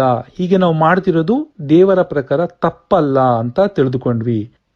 ಅದೇ ರೀತಿ ಹೊಸ ಒಡಂಬಡಿಕೆ ದೇವಾಲಯವನ್ನು ಹಳೆ ಒಡಂಬಡಿಕೆ ದೇವಾಲಯದ ಮಾದರಿಯಲ್ಲಿ, ಅಂದರೆ ಸ್ವರ್ಗ ಭೂಲೋಕಗಳು ಒಂದಾದಂತೆ ನಿರ್ಮಿಸುವುದು ದೇವರ ಯೋಜನೆ ಅಂತ ನಾವು ತಿಳಿದುಕೊಂಡ್ವಿ. ಹೀಗಾಗಿ ಹಳೆ ಒಡಂಬಡಿಕೆಯಲ್ಲಿ ದೇವರು ಆಜ್ಞಾಪಿಸಿದ ದೇವಾಲಯವು ಹೊಸ ಒಡಂಬಡಿಕೆಯ ಸಭೆಯ ಛಾಯೆ ಮತ್ತು ಮಾದರಿಯಾಗಿತ್ತು ಅಂತ ನಾವು ತಿಳ್ಕೋಬಹುದು.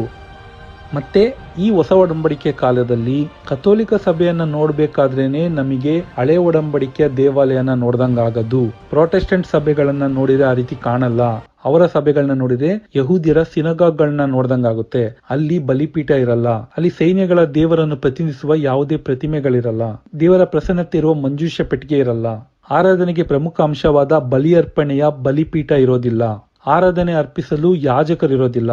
ಇವೆಲ್ಲವೂ ಹೊಸ ಒಡಂಬಡಿಕೆಯಲ್ಲಿ ನೆರವೇರಿರುವುದು ಕಥೋಲಿಕ ಸಭೆಯಲ್ಲಿ ಮಾತ್ರ. ಕಥೋಲಿಕರು ಕೇವಲ ಸಂತರು ಮತ್ತು ದೇವದೂತರುಗಳ ಪ್ರತಿಮೆಗಳನ್ನ ಮಾತ್ರ ಮಾಡಿಟ್ಕೊಳ್ದೆ ತ್ರೈಕ ದೇವರ ಚಿತ್ರಗಳನ್ನು ಪ್ರತಿಮೆಗಳನ್ನು ಮಾಡಿಟ್ಕೊಳ್ಳೋದನ್ನ ನೀವೆಲ್ಲರೂ ನೋಡಿರ್ಬೋದು. ಇದನ್ನ ಕೂಡ ಪ್ರೊಟೆಸ್ಟೆಂಟರು ಪ್ರಶ್ನೆ ಮಾಡ್ತಾರೆ. ಅಂದ್ರೆ ಪಿತ ದೇವರನ್ನ ಒಬ್ಬ ಬಿಳಿ ಕೂದಲಿರುವ ವಯಸ್ಸಾದ ಒಬ್ಬ ಮುದುಕನಂತೆ ನೀವು ಚಿತ್ರ ಬಿಡಿಸ್ಕೊಳ್ತೀರಾ, ಸುತ ದೇವರನ್ನ ಒಬ್ಬ ಮನುಷ್ಯ ಕುಮಾರನಂತೆ ನೀವು ಚಿತ್ರ ಬಿಡಿಸ್ಕೊಳ್ತೀರಾ, ಹಾಗೆ ಪವಿತ್ರಾತ್ಮರನ್ನ ಪಾರಿವಾಳ ಅಥವಾ ಅಗ್ನಿಜ್ವಾಲೆ ತರ ನೀವು ಚಿತ್ರ ಬಿಡಿಸ್ಕೊಂಡು ಇಟ್ಕೊಳ್ತೀರಾ. ಯಾಕೆ ಈ ರೀತಿ ಮಾಡ್ತೀರಾ? ಯಾಕಂದ್ರೆ ಬೈಬಲ್ ಧರ್ಮೋಪದೇಶ ಕಾಂಡ 4ನೇ ಅಧ್ಯಾಯದಲ್ಲಿ ಕ್ಲಿಯರ್ ಆಗಿ ಹೇಳಿದೆಯಲ್ಲ, ದೇವರು ಓರೆಬಿನಲ್ಲಿ ಮಾತನಾಡಿದಾಗ ಯಾವುದೇ ರೂಪದಲ್ಲಿಯೂ ತಮ್ಮನ್ನ ತೋರಿಸ್ಕೊಳ್ಳಿಲ್ಲ. ಹಾಗಿದ್ಮೇಲೆ ಯಾಕೆ ದೇವರನ್ನ ನೀವು ಈ ರೂಪಗಳಿಂದ ನೀವು ಚಿತ್ರ ಬಿಡಿಸ್ಕೊಂಡು ಅಥವಾ ಪ್ರತಿಮೆಗಳನ್ನ ಮಾಡಿ ಇಟ್ಕೊಳ್ತೀರಾ ಅಂತ ಈ ಪ್ರೊಟೆಸ್ಟೆಂಟರು ಪ್ರಶ್ನೆ ಮಾಡ್ತಾರೆ. ಹೌದು, ದೇವರು ಅಲ್ಲಿ ಯಾವುದೇ ಆಕಾರದಿಂದ ತೋರಿಸ್ಕೊಳ್ಳಿಲ್ಲ, ಅದು ನಿಜಾನೇ, ನಾವೆಲ್ಲ ಒಪ್ಕೊಳ್ತೀವಿ. ಯಾಕೆಂದ್ರೆ ನಾವು ಈ ಮೊದಲೇ ಈ ಸಂದರ್ಭವನ್ನು ನೋಡ್ಕೊಂಡಂತೆ ಆಗ ಇಸ್ರಾಯೇಲರು ಈಜಿಪ್ಟಿನಿಂದ ಬಂದಿದ್ರು. ಅವರಿಗೆ ಯಾವ್ದಾದ್ರು ಒಂದು ಆಕಾರನ ದೇವರು ತೋರಿಸ್ಕೊಂಡ್ಬಿಟ್ರೆ ಅದನ್ನೇ ಪ್ರತಿಮೆಯಾಗಿ ಮಾಡಿಟ್ಕೊಂಡ್ಬಿಟ್ಟು ದೇವರಿಗೆ ಕೊಡಬೇಕಾದ ಆರಾಧನೆ ಮಹಿಮೆಯನ್ನ ಆ ಒಂದು ಪ್ರತಿಮೆಗಳಿಗೆ ಮಾರ್ಪಡಿಸಿ ವಿಗ್ರಹ ಮಾಡಿ ಆರಾಧನೆ ಮಾಡ್ತಾ ಇದ್ರು. ಅಂದ್ರೆ ಆ ಪ್ರತಿಮೆ ಮಾಡ್ಕೊಂಡ್ಬಿಟ್ಟು ಅದರೇ ದೇವರಿದ್ದಾರೆ ಅಂತ ನಂಬಿ ಅದಕ್ಕೆ ಆರಾಧನೆ ಮಾಡ್ತಿದ್ರು. ಹೀಗಾಗಿ ದೇವರಿಗೆ ಕೊಡಬೇಕಾದ ಮಹಿಮೆ ಆರಾಧನೆಯನ್ನ ಆ ಪ್ರತಿಮೆಗೆ ಕೊಟ್ಟಿದ್ದರಿಂದ ಆ ಪ್ರತಿಮೆ ವಿಗ್ರಹ ಆಗುತ್ತೆ, ಮತ್ತೆ ಅದನ್ನ ಅವರು ಆರಾಧನೆ ಮಾಡಿ ವಿಗ್ರಹ ಆರಾಧನೆ ಮಾಡ್ತಾ ಇದ್ರು. ಈ ಒಂದು ಕಾರಣದಿಂದನೇ ದೇವರು ಅವರಿಗೆ ಯಾವುದೇ ರೂಪನ ತೋರಿಸ್ಕೊಳ್ಳಿಲ್ಲ. ಆದ್ರೆ ಕಾಲಕ್ರಮೇಣ ದೇವರು ತಮ್ಮ ರೂಪಗಳನ್ನ ತೋರಿಸ್ಕೊಂಡಿರೋದನ್ನ ನಾವು ಪ್ರವಾದಿಗಳ ಗ್ರಂಥ ಮತ್ತು ಹೊಸ ಒಡಂಬಡಿಕೆ ಪುಸ್ತಕಗಳಲ್ಲಿ ನೋಡಿ ತಿಳ್ಕೊಬಹುದು. ಉದಾಹರಣೆಗೆ ದಾನಿಯೇಲನ ಗ್ರಂಥ 7ನೇ ಅಧ್ಯಾಯ ವಾಕ್ಯ 9ರಿಂದ 14ರಲ್ಲಿ ನಾವು ಈ ರೀತಿ ಓದ್ತೀವಿ.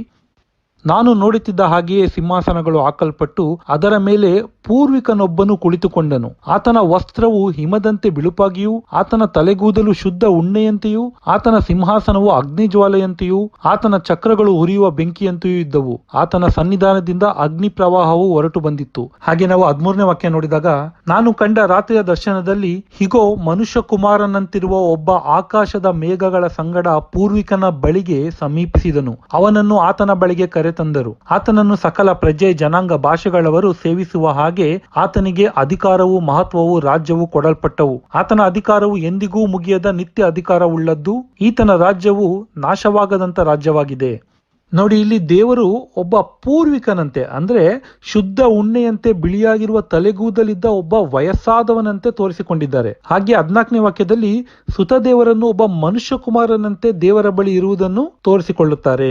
ಈ ವಾಕ್ಯದಲ್ಲಿ ಮನುಷ್ಯ ಕುಮಾರನಂತೆ ಇರುವ ಸುತ ದೇವರೇ ಯೇಸು ಸ್ವಾಮಿ. ಇವರು ಈ ಲೋಕದಲ್ಲಿ ಒಬ್ಬ ಮನುಷ್ಯ ಕುಮಾರನ ಆಕಾರ ಪಡೆದುಕೊಂಡು ನಮ್ಮಲ್ಲಿ ವಾಸ ಮಾಡಿದ್ದನ್ನ ನಾವು ಹೊಸ ಒಡಂಬಡಿಕೆಯಲ್ಲಿ ನೋಡಿದ್ದೇವೆ. ನೋಡಿ, ಹಳೆ ಒಡಂಬಡಿಕೆಯಲ್ಲಿ ದೇವರು ಈಜಿಪ್ಟಿನಿಂದ ಬಂದ ಇಸ್ರಾಯೇಲರು ಯಾವುದೇ ಒಂದು ರೂಪ ಇಟ್ಕೊಂಡ್ರು ಅದನ್ನ ವಿಗ್ರಹಾರಾಧನೆ ಮಾಡ್ಬಿಡ್ತಾರೆ ಅಂತಾನೆ ಅವರಿಗೆ ಅದೃಶ್ಯವಾಗಿದ್ರು. ಆದ್ರೆ ಹೊಸ ಒಡಂಬಡಿಕೆಯಲ್ಲಿ ಅವರು ಒಬ್ಬ ಮನುಷ್ಯ ಕುಮಾರನಂತೆ ನಮ್ಮ ಮುಂದೆ ಕಾಣಿಸ್ಕೊಂಡ್ರು. ಇದಕ್ಕೆ ಪೌಲ ಹೇಳ್ತಾನೆ, ಕೊಲೊಸ್ಸೆಯರಿಗೆ ಬರೆದ ಪತ್ರ 1ನೇ ಅಧ್ಯಾಯ 15ನೇ ವಾಕ್ಯದಲ್ಲಿ, ಅದೃಶ್ಯ ದೇವರ ಸದೃಶ್ಯ ರೂಪನೇ ಯೇಸು ಅಂತ.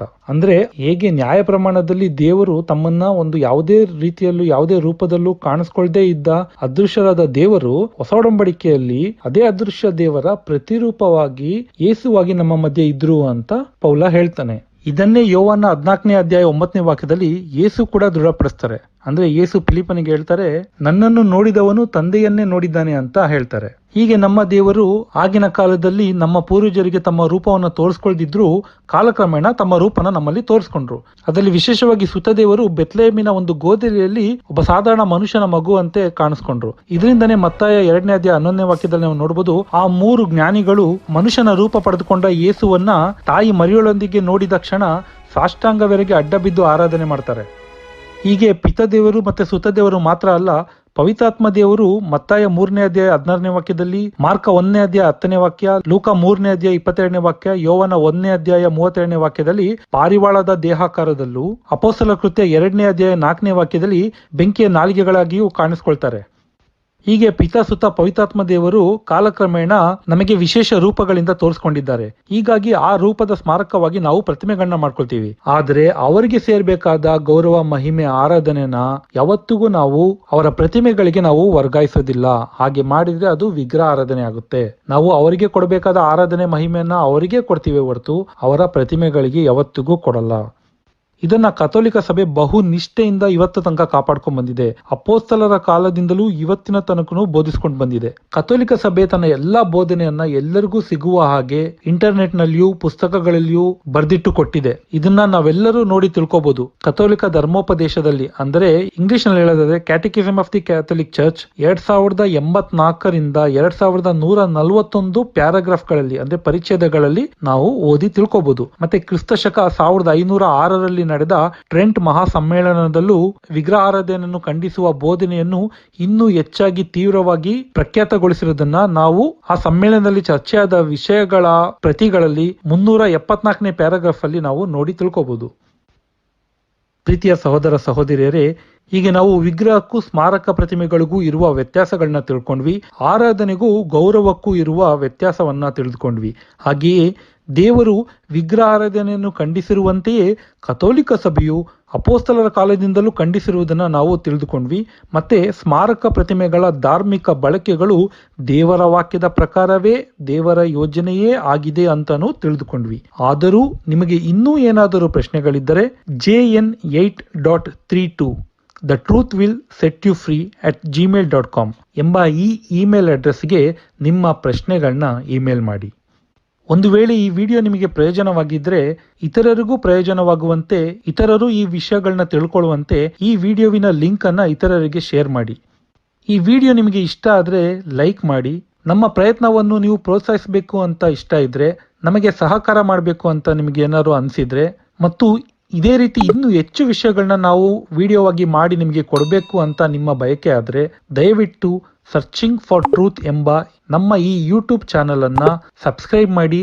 ನಿಮ್ಮ ಸ್ನೇಹಿತರು, ಸಂಬಂಧಿಕರಿಗೂ ಸಬ್ಸ್ಕ್ರೈಬ್ ಮಾಡೋದಿಕ್ಕೆ ದಯವಿಟ್ಟು ಹೇಳಿ. ಎಲ್ಲಾ ಕೃತಜ್ಞತೆಗಳು, ಸ್ತೋತ್ರಗಳು ತ್ರೇಕ ದೇವರಿಗೆ ಸಲ್ಲಲಿ. ಪಿತರ ಸುತರ ಪವಿತ್ರಾತ್ಮನ ನಾಮದಲ್ಲಿ ಆಮೇಲೆ.